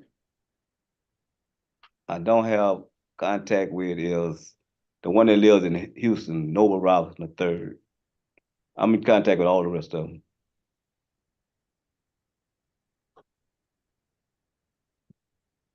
Don't think I have any other questions. Mr. Robinson, I heard you say earlier in your statement, this Kairos thing, what are you talking about? Kairos? Kairos. Yeah. Kairos was very beneficial to me because Kairos really the one that changed my life. When a person gets to Kairos, you can't help but change your life because Kairos is about fellowshipping, it's about knowing God, it's about forgiving people that's actually your enemies. And in Kairos, they gave us cookies to bring to people that we made a dislike or not. And I did that there. I really appreciated Kairos. And if I could took it again, I'd take it again. I was in Kairos 3.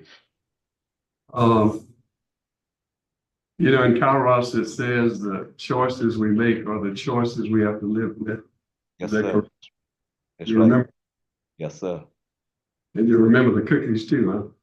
Oh, I remember the cookies. I remember the cookies. I ate some of them. They were good, but it was mostly about giving it to, don't give it to people that you like, give it to people that you may dislike. Right, I'm familiar with it. I'm familiar with it. Is the board ready to vote? I'd like to take an executive session. Can I get a second? Call roll, please. Carol Liddell, Yes. Danny Barrow, Yes. Joe Tilly. Yes. We're gonna go for executive session.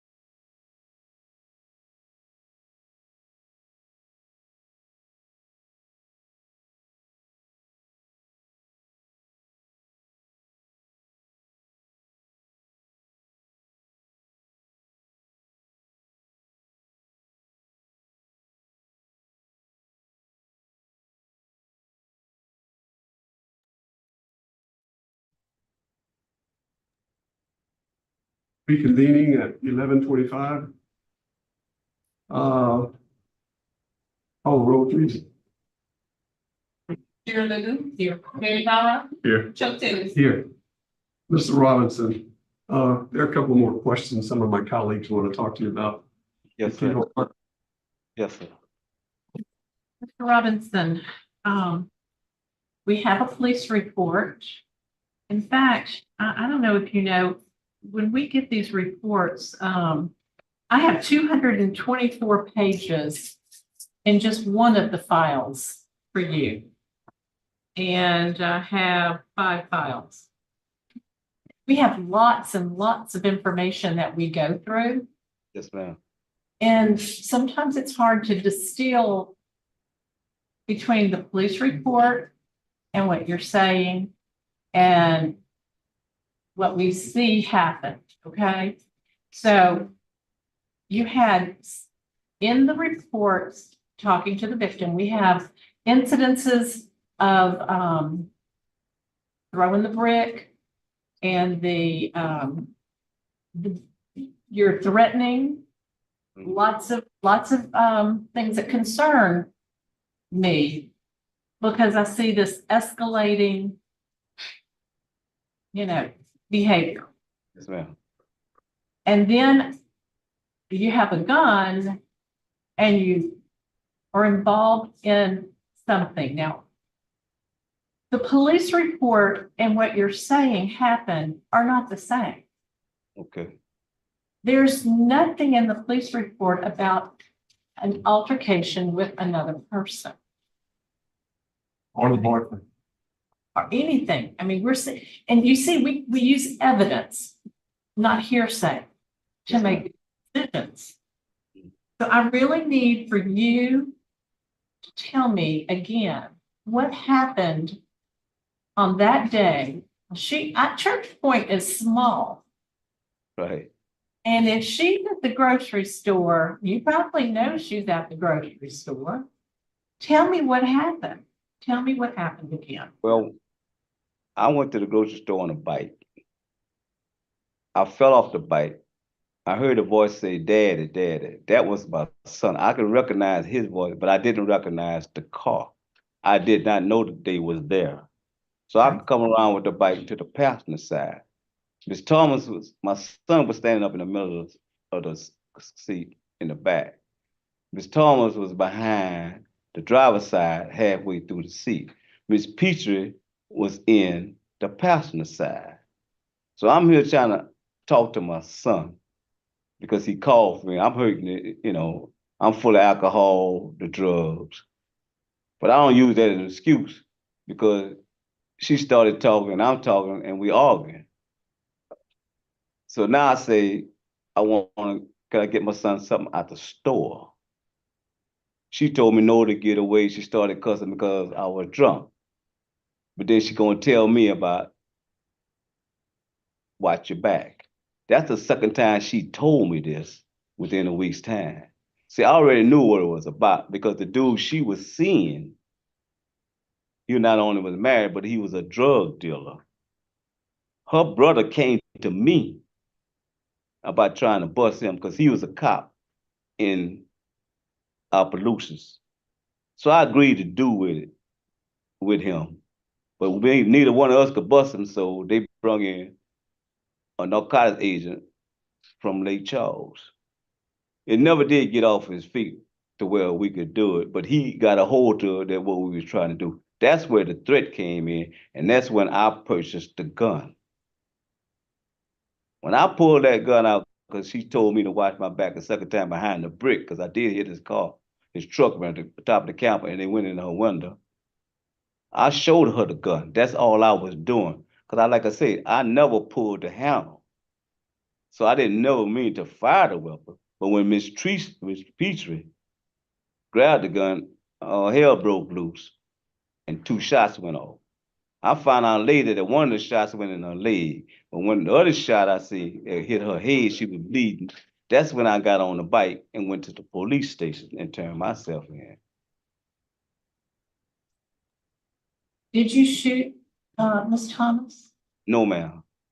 I had to, but don't get me wrong, my finger was on the trigger, but I didn't cock the handle. The gun is not gonna go off unless you cock the handle. And that's how in the trigger was, for the handle. Me being in the condition I was in, I didn't really pay attention to that. But I know one thing, I did not cock that handle. Do you have a gun and she is shot? Mm-hmm. Say that you shot her? You went to the police station and you said, I shot Miss Thomas. Yes, ma'am. Yes, ma'am.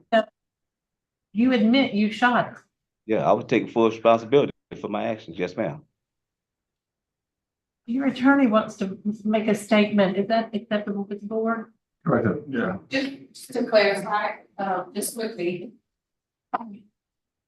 So there's a lot of records, but there are issues, and there were issues at trial with gunpowder residue. And when he's saying like cock the gun, there was a lot of litigation about it. So I think there is some like legal issues around that. And in terms of firing it, what he's saying is the intent aspect of that. And his trial and the facts around his case, which is why it's so robust, were controversial. The person that he is the boyfriend of Miss Thomas at that time was not investigated for any threats. A lot of the police reports that were, and I'm not fully aware of all of the police reports to acknowledge that for sure, but were incidents involving the boyfriend. The boyfriend was not reporting them and was having Miss Thomas, but those incidents were with him. And as Mr. Robinson said, the purchase of the gun were because of ongoing threats with this particular male individual. And all of that is to say, like, what he, in terms of Ms. Ledoux, the gun issue was litigated fully at trial, and was an issue on the defense's side. And as he's saying, once the gun was fired, obviously he had his finger on the trigger and it was fired. He didn't intend to shoot her in this particular places that he shot her, but once he saw that she was shot by him, he went to the police station and unloaded the gun, said, I shot a person, in the midst of all of this happening. I got a question for you. What came out at trial about the gunshot residue on the lady he says also had a hold of the gun? Did she have positive for gunshot residue? There was no gunshot residue from my recollection. I haven't looked at the entire trial record in a while. But that she didn't have, she is in like the appeal opinion, like she was a part of the case. I did read that recently, appeal just an opinion, and Ms. Petrie is mentioned in the facts of the case, in the appellate decision. So she was present, along with Ms. Thomas and his son. But she had no gunshot residue on her hand? Not that I recall. Again, that was an issue, in total, that there wasn't any on him as well. Thank you so much. Yeah. Thank you. Mr. Barr, you have any more questions? Okay. Something, I don't know. No, wait. Huh? No. Mr. Barr? I don't have any more questions. Is the panel ready to vote? The board. Mr. Robinson, Mr. Barr has handled your case. He'll be voting first. Mr. Barrs. Mr. Robinson, today I am not able to vote to grant parole for you. I'm gonna have to vote to deny it based on the strong opposition from the victim's family, sisters, brothers, victim's son, the extremely strong opposition from law enforcement officials who commented, the serious and violent nature of the crime that was committed with a gun, and that's it. Ms. Ledoux. Mr. Robinson, my vote today would be to grant. You have some excellent plans. think you've proven inside what you're capable of, and that was to stay right up free, to hold jobs, to be respected, to change. And I believe you've done that. And I ask you to continue that behavior. Thank you. Mr. Robinson, my vote also is to grant and to release you to the Louisiana Pardon Parole Project. And I think you've done an excellent job while you were there. The warden speaks highly of you and your record speaks highly of you. I would suggest also to keep up the good work. This concludes our business for today.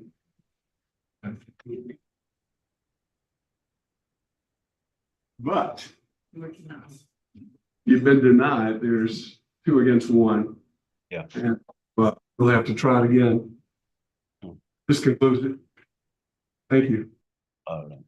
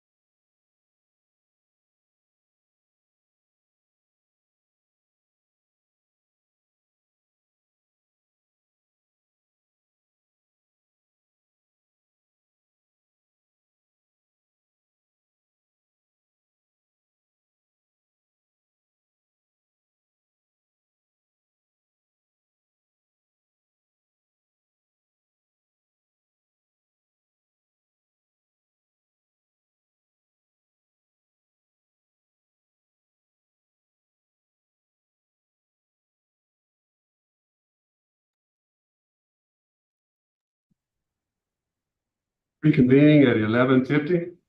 My name is Chuck Tillis, chairing today. To my left is Ms. Ledoux, and to my right is Mr. Morris. And would you state your name and DOC number for the record, please? I'm Gregory Johnson, 119762. Okay, you have some people speaking on your behalf today.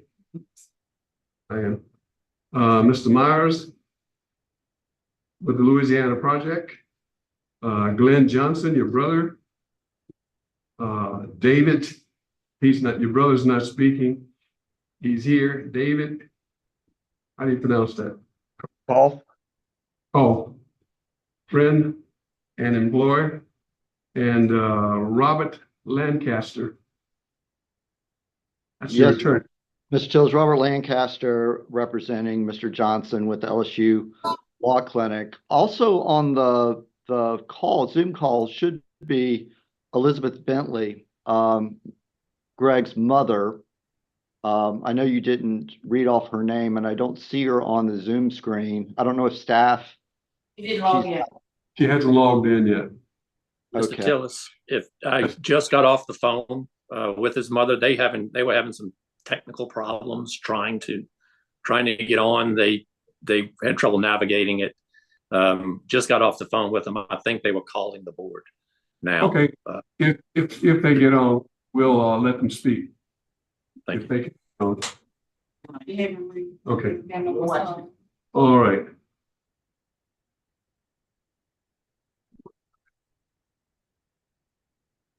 Oh, you need to go to the Randy Mark. Okay, did I call Mr. Myers? Yeah, I did. And I'm sorry.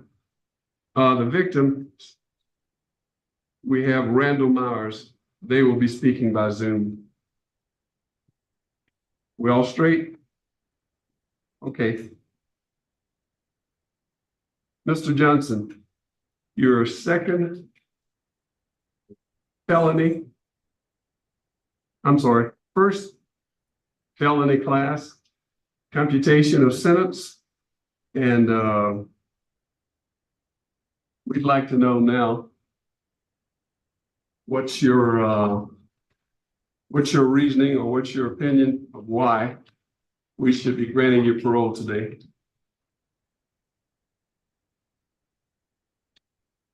And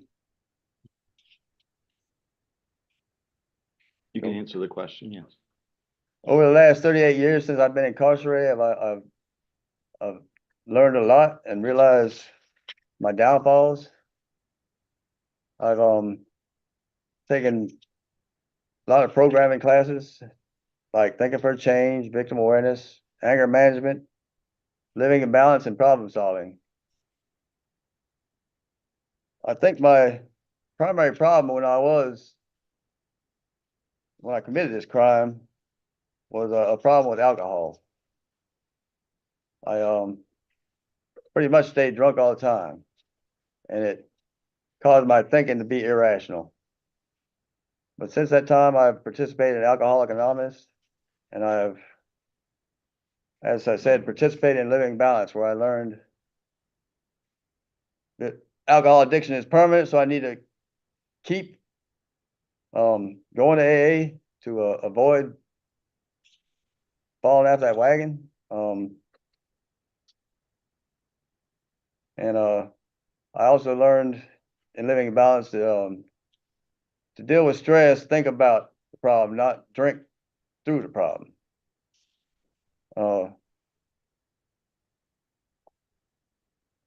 I've come to enjoy the clear-mindedness that sobriety has given me.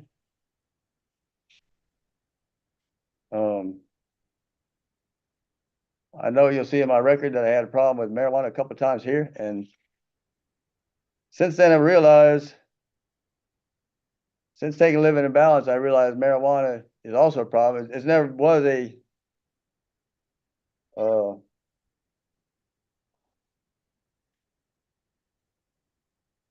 addiction problem like alcohol was, so I didn't really look at it as a problem until I took living in balance. And I realized even though I wasn't addicted to it, it was a problem because it was getting me in bad situations. So I learned to leave that alone also.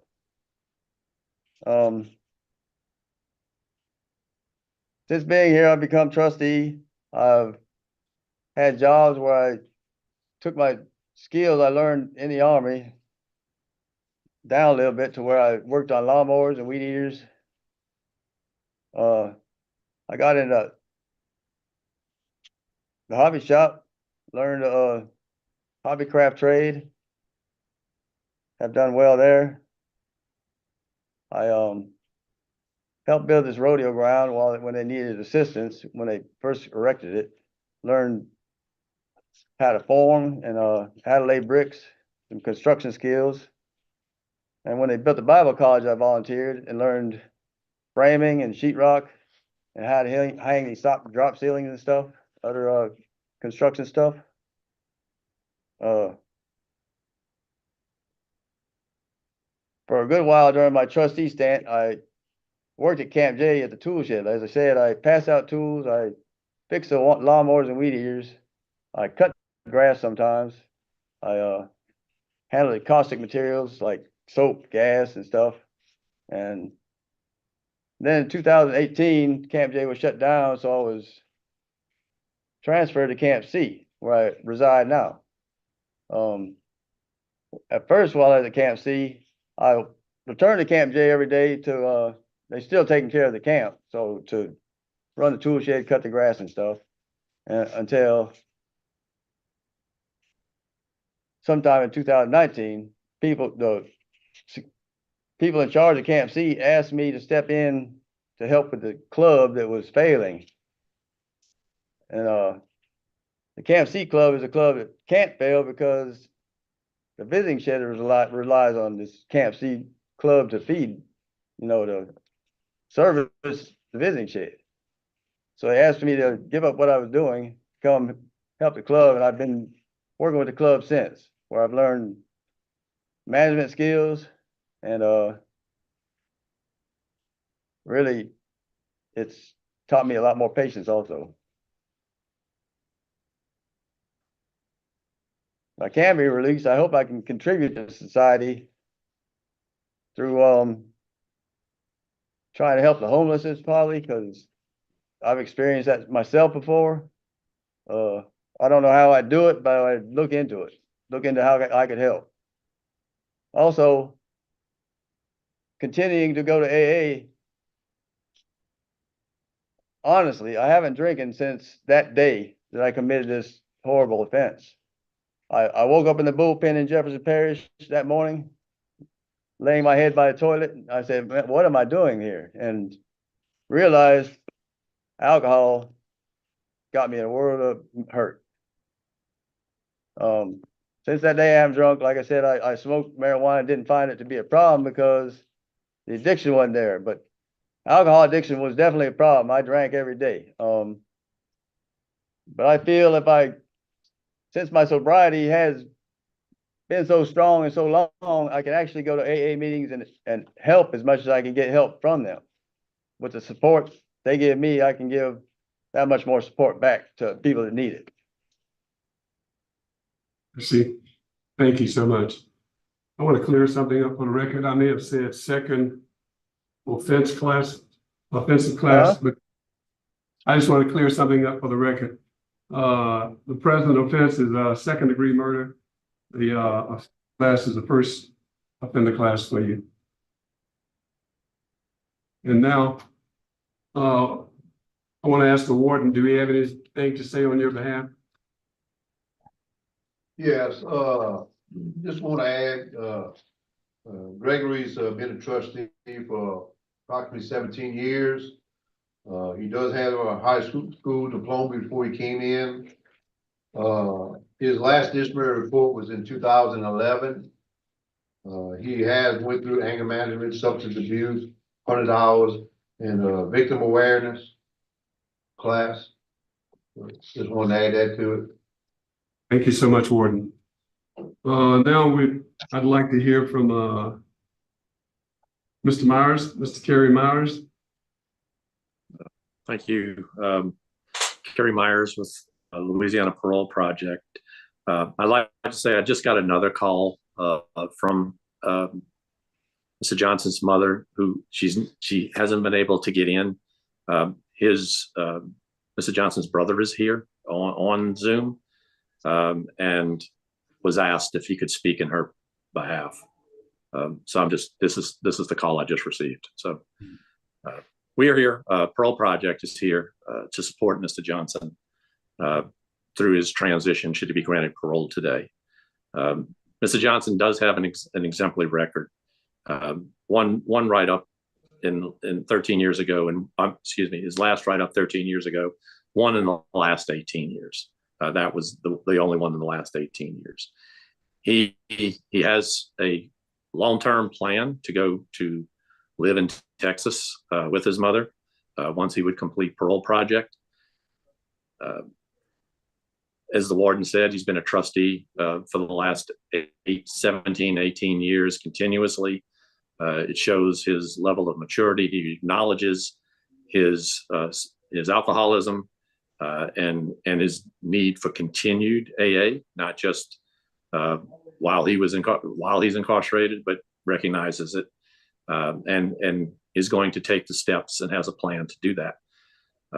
We'll provide him with the needed transitional services during the time he's with us, and that'll include helping him reintegrate into society, learning social norms,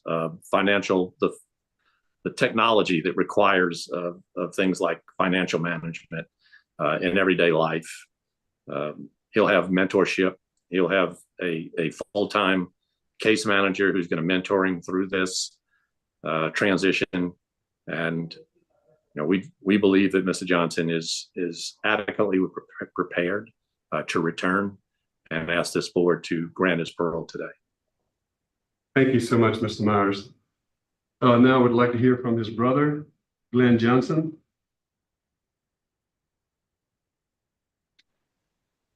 Can you hear us, Mr. Johnson? Can you hear me? Yes. Good afternoon. Thank you for listening to me. I was not intending to speak today, so this will be a little bit off the cuff. But I just want to kind of start off with who Greg was before he was incarcerated. He was not a person known for violence. He was very talented, very capable individual. But when my parents divorced when he was a sophomore, he kind of became disoriented. It disoriented all of us. And after graduating high school, he was working with UPS, and was actually moving up very quickly with them. And he also got involved with the Army Reserves. The Army Reserves actually offered him a scholarship to West Point, which he was considering when these events occurred. And it was very devastating to all of us that this happened. We saw that he had a difficulty with alcohol, and it was my dad's recommendation that he join the reserves, and that I think partially helped. But it was his way of coping, and being as young as he was, he didn't understand the trap that he was in. He has certainly expressed remorse for the situation that he was involved with. With Ralph, the other prisoner that was involved, who has already been paroled. And it was an event that it was my understanding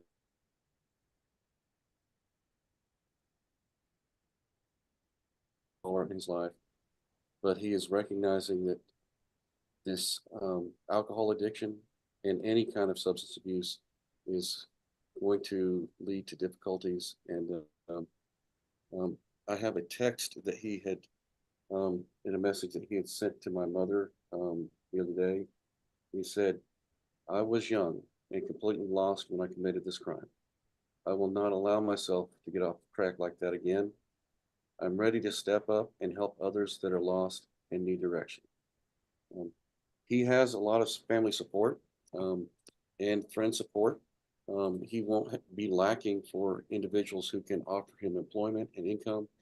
And if he's struggling with that, his mother, myself, and his sister all have very good jobs or very good income, and we'll be able to support him as he transitions.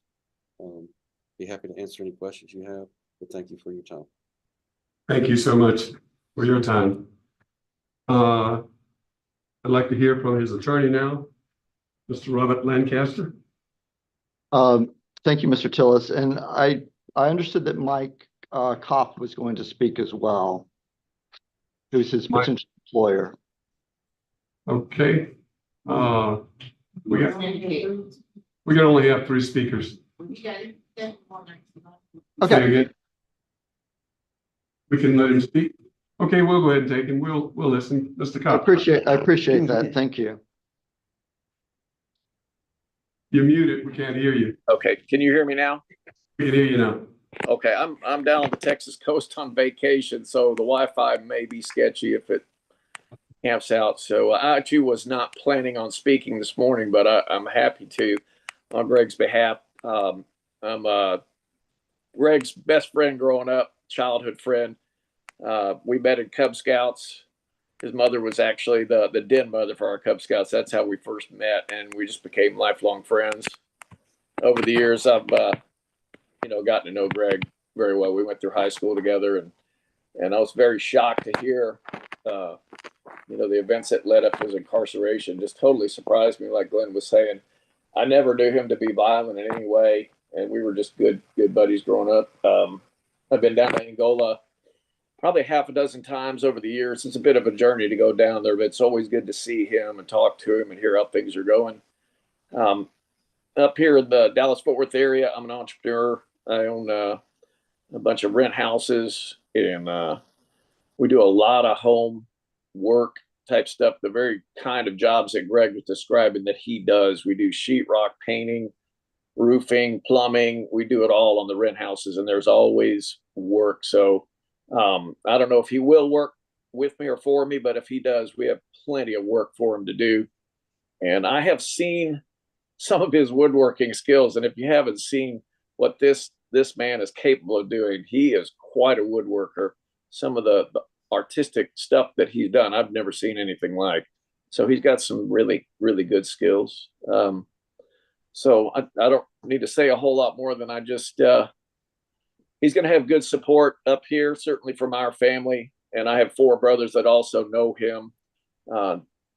Several of us still live in the Metroplex. So, and I know they want to get involved with Greg's life too. So just hope you were granted parole there. But really glad to speak on his behalf. And I just known him as a good guy my whole life. So yeah, I don't have much more to say other than just good guy. So thank you so much. Lancaster, you ready? Yes, and thank you. And thank the committee for hearing Mr. Johnson today. As you know, he comes before you having been granted clemency, which is an important process under our Constitution. And it's in our Constitution because it's so fundamental to the way our system functions in allowing someone to have an opportunity for consideration and the second chance in a system where their original sentence was a mandatory one.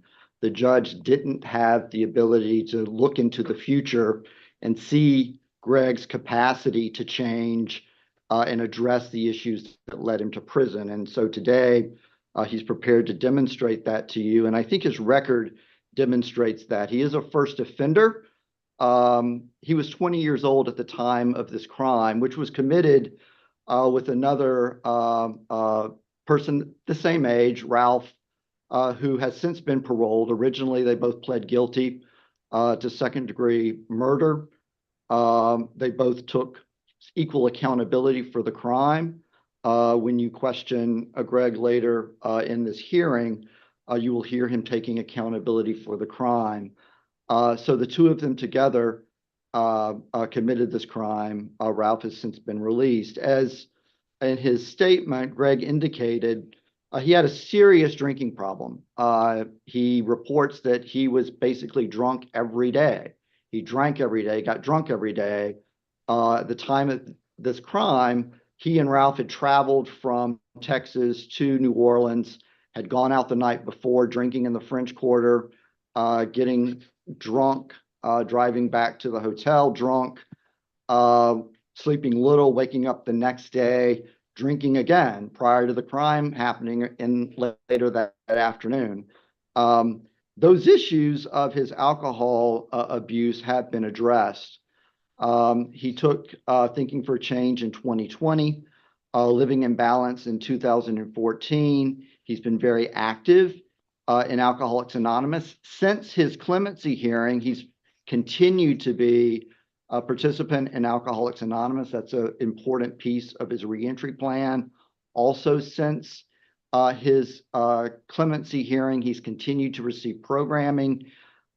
He has done victims awareness and also participated in the victim accountability letter writing portion of that programming. As far as his programming goes, Greg has taken pretty much everything that's available to him to prepare him for release, including 100 hours of pre-release. He has 480 days of CTRP credit. So he's maxed out on the ability to obtain applicable CTRP credit, because that maxes out at 360 days. So as far as programming goes, he's done all that he can do. He has a very low Tiger score, which indicates that he is pretty much no risk to recidivate. His trustworthiness and dependability has been recognized by the institution, not only with his Class A trustee status, but the jobs in which he's had. He mentioned his placement in Camp J as a trustee.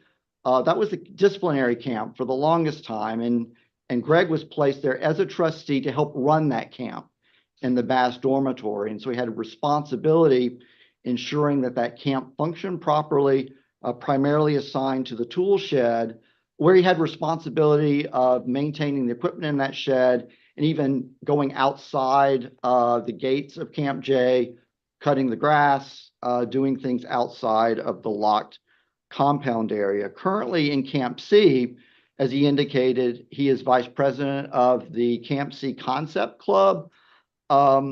And that's more than what it just sounds, and that this is the inmate-run club for that institution, which provides all of the food services during visitation, has a role in ensuring that organizations within that camp have what they need.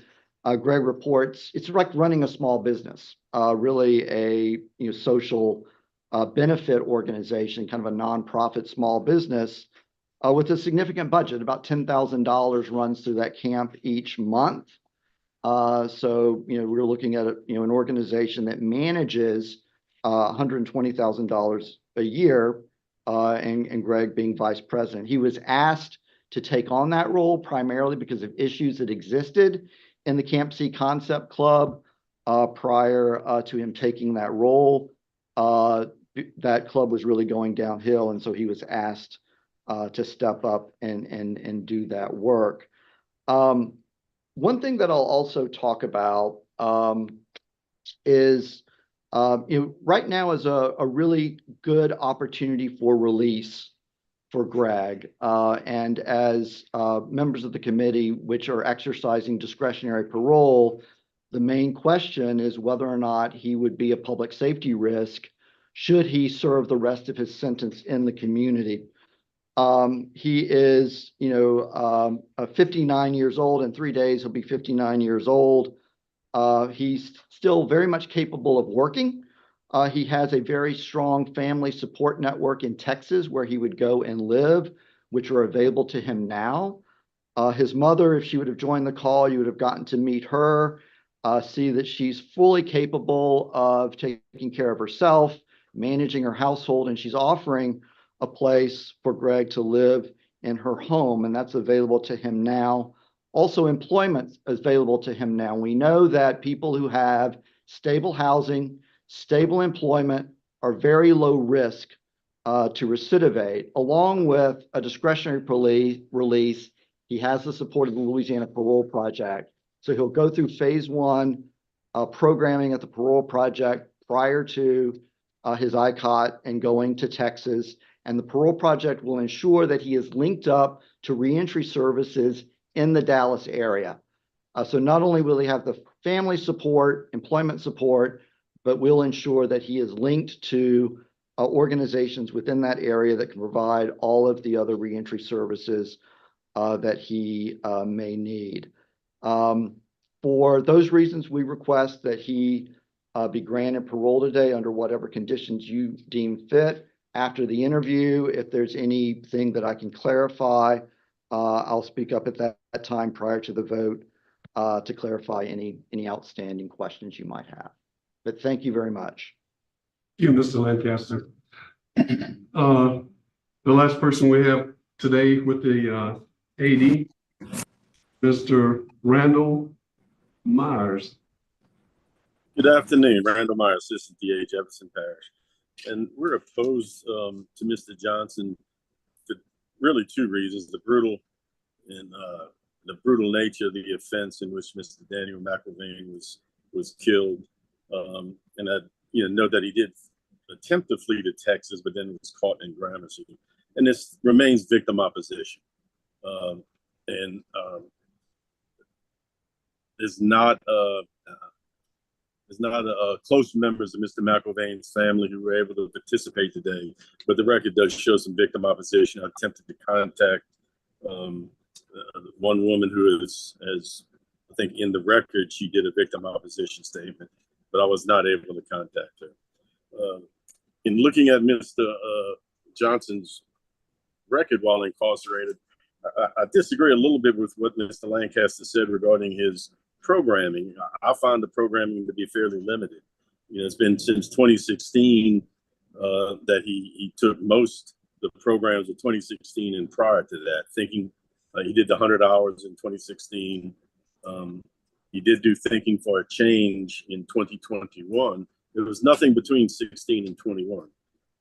Then after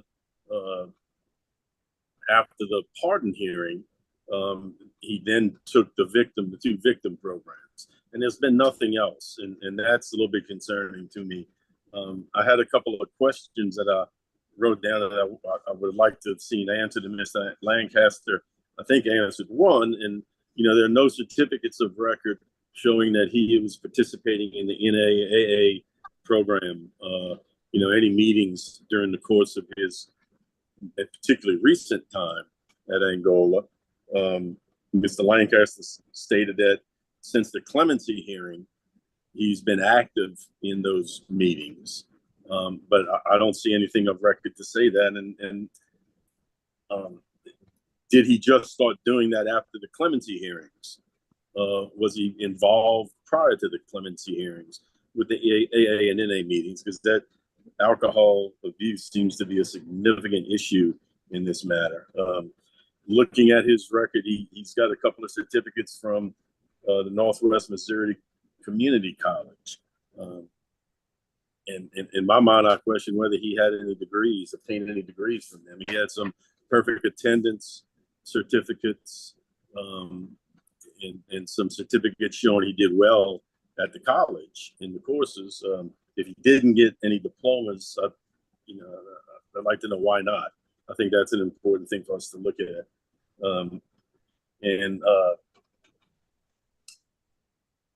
If this committee does decide that it's appropriate to grant Mr. Johnson, I would recommend that he be granted only to the out-of-state residents in Dallas, and that he also be mandated to take a certain amount of whatever y'all determined it would be appropriate, but be mandated to continue with AA and A meetings while he is in Dallas. So thank you. That's all we have. Thank you so much. Mr. Johnson, your case is being handled by Ms. Ledoux, and she will start the questioning, and the rest of the board will follow. Mr. Johnson, were you initially charged with first-degree murder? Yes, ma'am. And second degree was given to you as a plea bargain. Yes, ma'am. And then it was commuted to 99.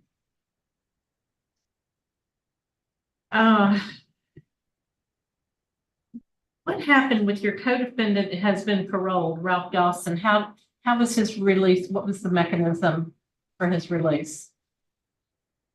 He was commuted to 99 also. He made parole a couple of years ago, and he went through parole project and found a job in Baton Rouge. Have any contact with him? Not lately.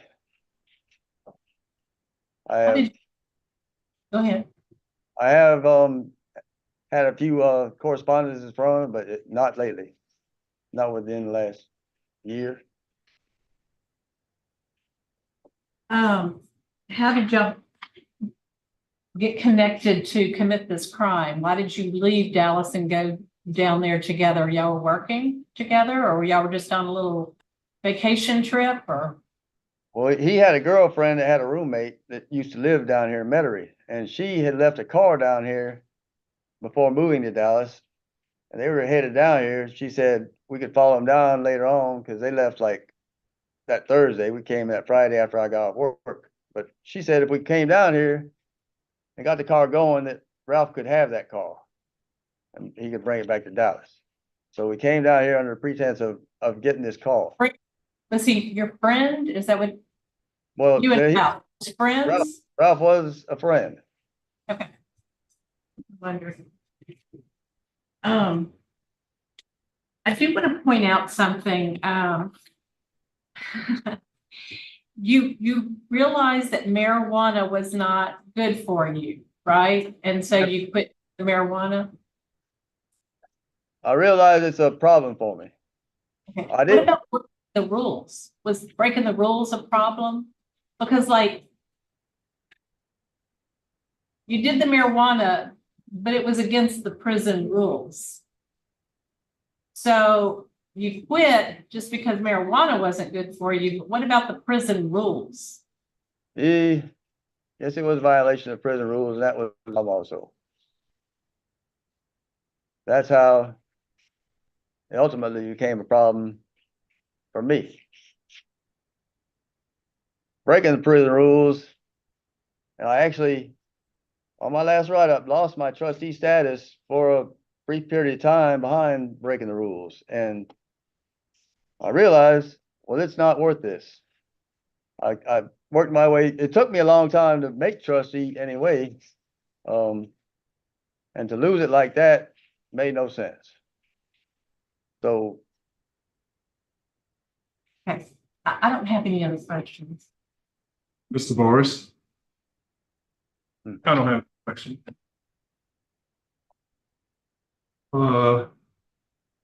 Neither do I. Is the panel ready to vote? A few things given Mr. Myers' statement that I just want to respond to because he asked for a little clarification that I hope I can offer.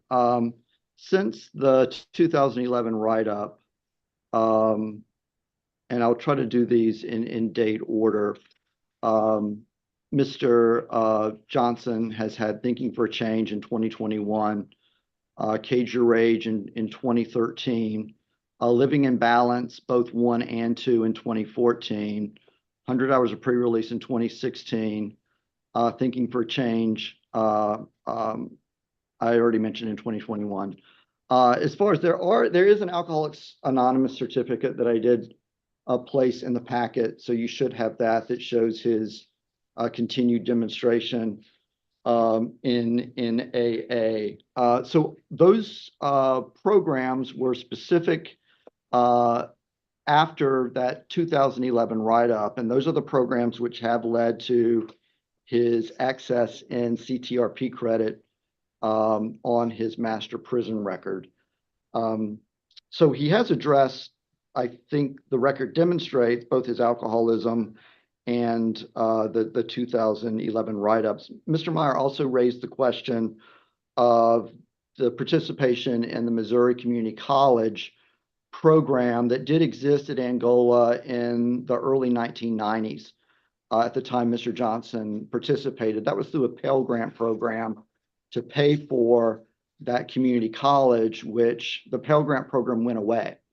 And that community college program also became unavailable to folks at Angola. And so Mr. Johnson was unable to continue and complete that program, although his initial participation, perfect attendance, and Dean's List demonstrates that had that remained available, he would be most likely to have participated and completed that program.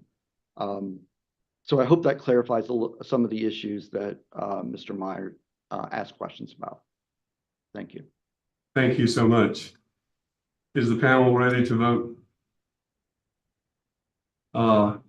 Ms. Ledoux? Mr. Johnson, my vote is to deny today, and the reason I'm going to vote to deny is because I have heard through what you've been saying. In my mind, I'm not sure your mind is ready for release. And I believe that you get a break from first-degree murder to second-degree murder, and now you've been, commutated to 99. I just feel like there's need for a little bit more work. So you do have law enforcement opposition, and you have some issues I think you need to continue to work on. But to deny. Mr. Bowers? I'm going to concur with Ms. Ledoux for the same reason. And my vote also is to concur. You've been denied today, Mr. Johnson, and this ends our session with you.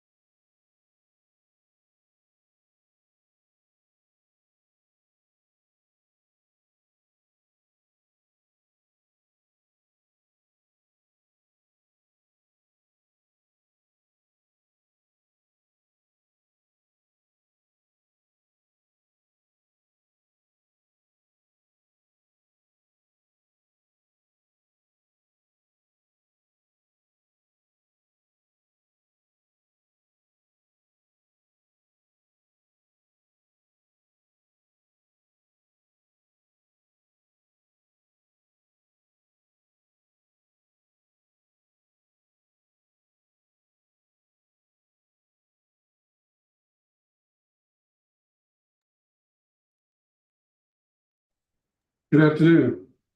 My name is Chuck Tillis, chairing this committee today. To my left is Ms. Ledoux, and to my right is Mr. Morris. And would you state your name and DLC number for the record, please? Roy Joseph Dickerson, DOC number 174475. Okay. We have Mr. Myers speaking on your behalf today, Ms. Sharon Neal, and Eric Thomas on your behalf. And in opposition, we have Mr. Randall Myers with the AD. Would you like to have a statement or give a statement on your behalf of why you think we should parole you today, please? Yes, sir. First of all, I want to admit that I'm a drug addict. On my arrival here at Angola, my addiction had me blinded to the point where I couldn't see the forest for the trees. But through the program that Angola has to offer, those trees has been cut down, the timber has been sold, the land is open for new development, and I would love to be a part of the new development. Okay, I didn't read off the offenders class. Forgive me. Your fourth offender class, your sentence has computated, and now we can move on. Are you finished? Yes, sir. Did you want something else? No, sir. Okay. The warden, do you have anything you'd like to say on his behalf? Yes, sir. Mr. Dixon has a good disciplinary record. Last DV report he received was back in 2010. He has participated in a lot of programs, including victim awareness, living in balance, anger management, Tapuco. He has a high school diploma that he received before coming to being incarcerated. He's been a trustee for approximately 14 years. I would like to add that, knowing that he was coming up for parole today, I have several staff members. If they could, they would really, really love to come sit right here and talk about the good things he does. I've only briefly been here for 4 months at Angola. I come from Raymond LaBoard Correctional Center. And in my 4 months of talking to him several times, he does a very good job here. He does. He's very well respected through the inmate population and stuff, and staff, and again, like I said, there's a lot of staff that would really love to come and sit right here and talk about him. I just want to let y'all know. Thank you. Thank you so much, Ward. We're gonna, Sharon Neals, your sister, want to speak on your behalf. Ms. Neals? Yes, my name is Sharon Neal, and Roy's my younger brother. We not quite a year apart. And it's funny because we're the same age for 16 days. So that kind of makes us even closer. I love my brother very much, and I support him, and I'm backing him 100% because he's a changed person from the person that got in trouble years ago. Our family has been through a lot of traumatic things since his incarceration. I'm not the matriarch of the family, but I feel like I am because everybody bring their problems to me. I'm willing to do whatever I can to help Roy get on his feet. And if nobody else can see the change in him, I see the change in him. I love him, and I would love very much for him to be released where he could come home and be a part of our family again. Thank you so much. Your son, Eric Thomas? Yes, sir. My name is Eric Thomas. I miss my father dearly. He's from 1999 up to 2004. I could see a change. I could see a difference, and I can even hear in his voice when you talk to me on the phone, he concerned about my well-being and what I'm doing and, am I doing what I'm supposed to be doing? But I also want him to come home and be a part of his grandchildren's life. I have two girls and, one boy. 17 for my youngest girl. Oldest daughter, 21, and my youngest son is 17 too, as well. But for the most part, I think that, he's, we all have our lessons that we have to learn in life. And I think that he's done that. I think that he's learned his lesson throughout this journey here. Thank you, sir. Mr. Kerry Miles. Good afternoon, Kerry Myers with Louisiana Parole Project. We've been working with Mr. Dickerson through his clemency process and through today, because as the warden had said, we recognize the things that he's done, the accomplishments that he has. One thing I'd like to point out is his last disciplinary write-up was in 2010. That was a Schedule A. His last Schedule B write-up was in 2004. I think that's just worth noting. Parole Project is certainly prepared to provide him transitional services, not including while he's with us, transitional housing, but support in technology, social norms, financial management, peer support, consumer skills.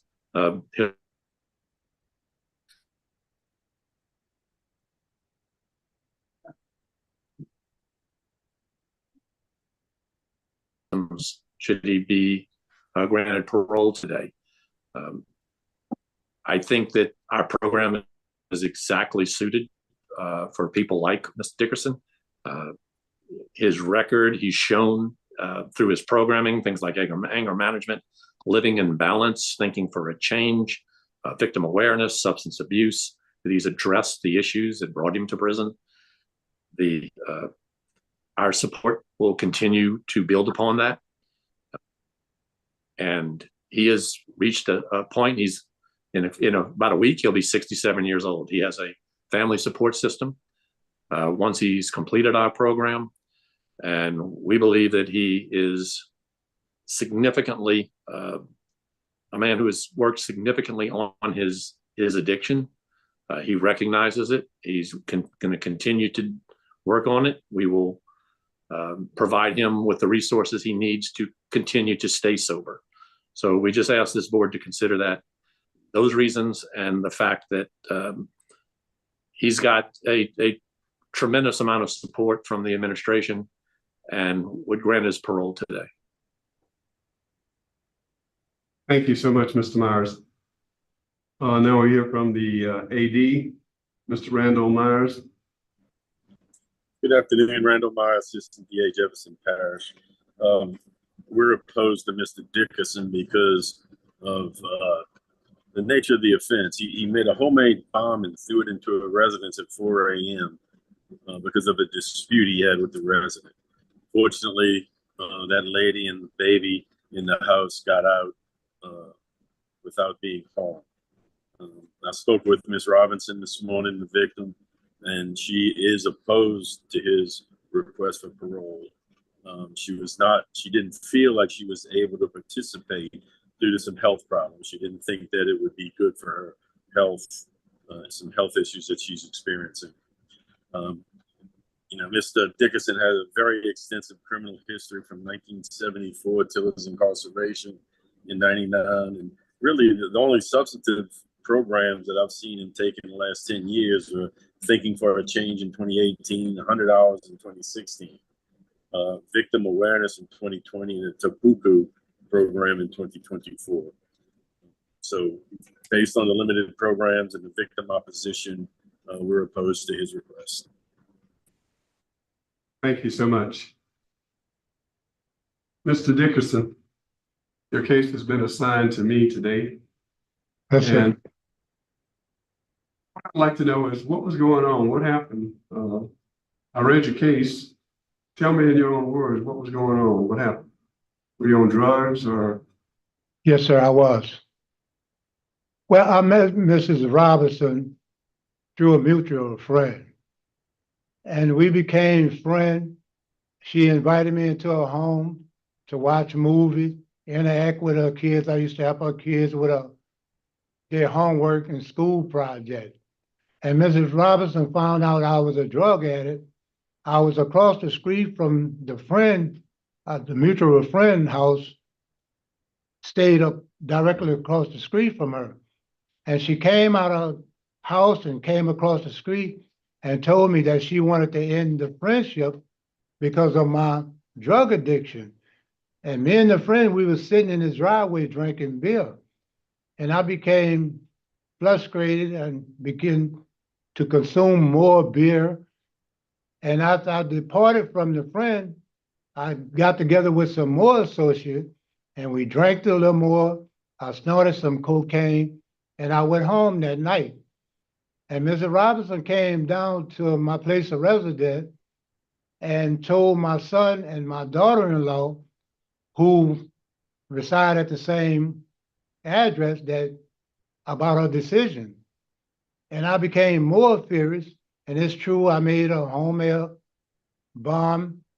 And about an hour or so later, went down to her house and threw it through the window. So you were trying to kill her? Trying to burn her up? You were trying to burn her up or just burn the house down or what? No, sir, I really wasn't. I was just trying to scare her. I made a bad decision. Mrs. Robinson never did anything for me to really act the way I did. It's just that I couldn't handle the rejection. I was under the influence of drugs. I wasn't thinking properly. Or should I say I wasn't thinking at all. I see. How long have you been incarcerated? Right at 26 years, sir. Okay. So what have you been doing? Taking any classes, any drug abuse classes? Yes, sir. I took substance abuse. I took all the class that is required and some that is not required. Since I got here, I've been constantly involved in taking classes. I have all the classes that they suggest that we take and even more. And when was your last write-up? I think the warden said it. When was your last write-up? In 2010? Yes, sir. Okay. Are you a trustee? Yes, sir, I am. How long have you been a trustee? 14 to 15 years. Class A, never lost it. Okay, Mr. Tillers. I'd Yes, like sir. to add something. You know, he's a trustee, but the type of job he does, he actually works in a laundry at the trustee camp. You know, so, you know, he does a lot more than an average trustee does. I just wanted to add that. Okay, thank you so much. At this time, I don't have any more questions. Ms. Ledoux, do you have any questions? Mr. Bars? More like, something to document for the record. Looking at what Mr. Randall said about your career, as a criminal, you got 22 arrests with 32 different crimes, and 13 of those involved a person, although you're still just a fourth offender. That's a pretty healthy record. I just wanted to let you mark that for the record. I don't have any questions. Is the board ready to vote? Let me ask you, are you 68 years old? Yes, ma'am. So you were 43 when you committed this crime? Yes, ma'am, I was.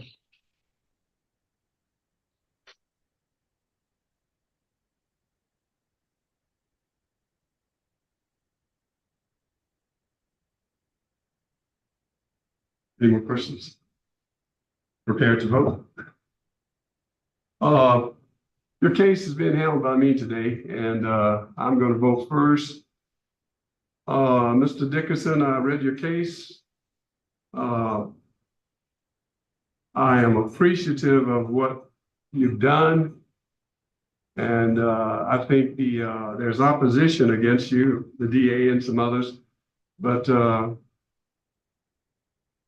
I like what your warden is saying, and my vote today is going to be to grant.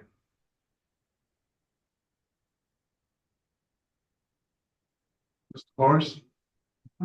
Barbara? Well, I see all opposition from law enforcement. I see the victim opposition. And I see a fourth offender with a long criminal record and a crime that could have resulted in people being killed.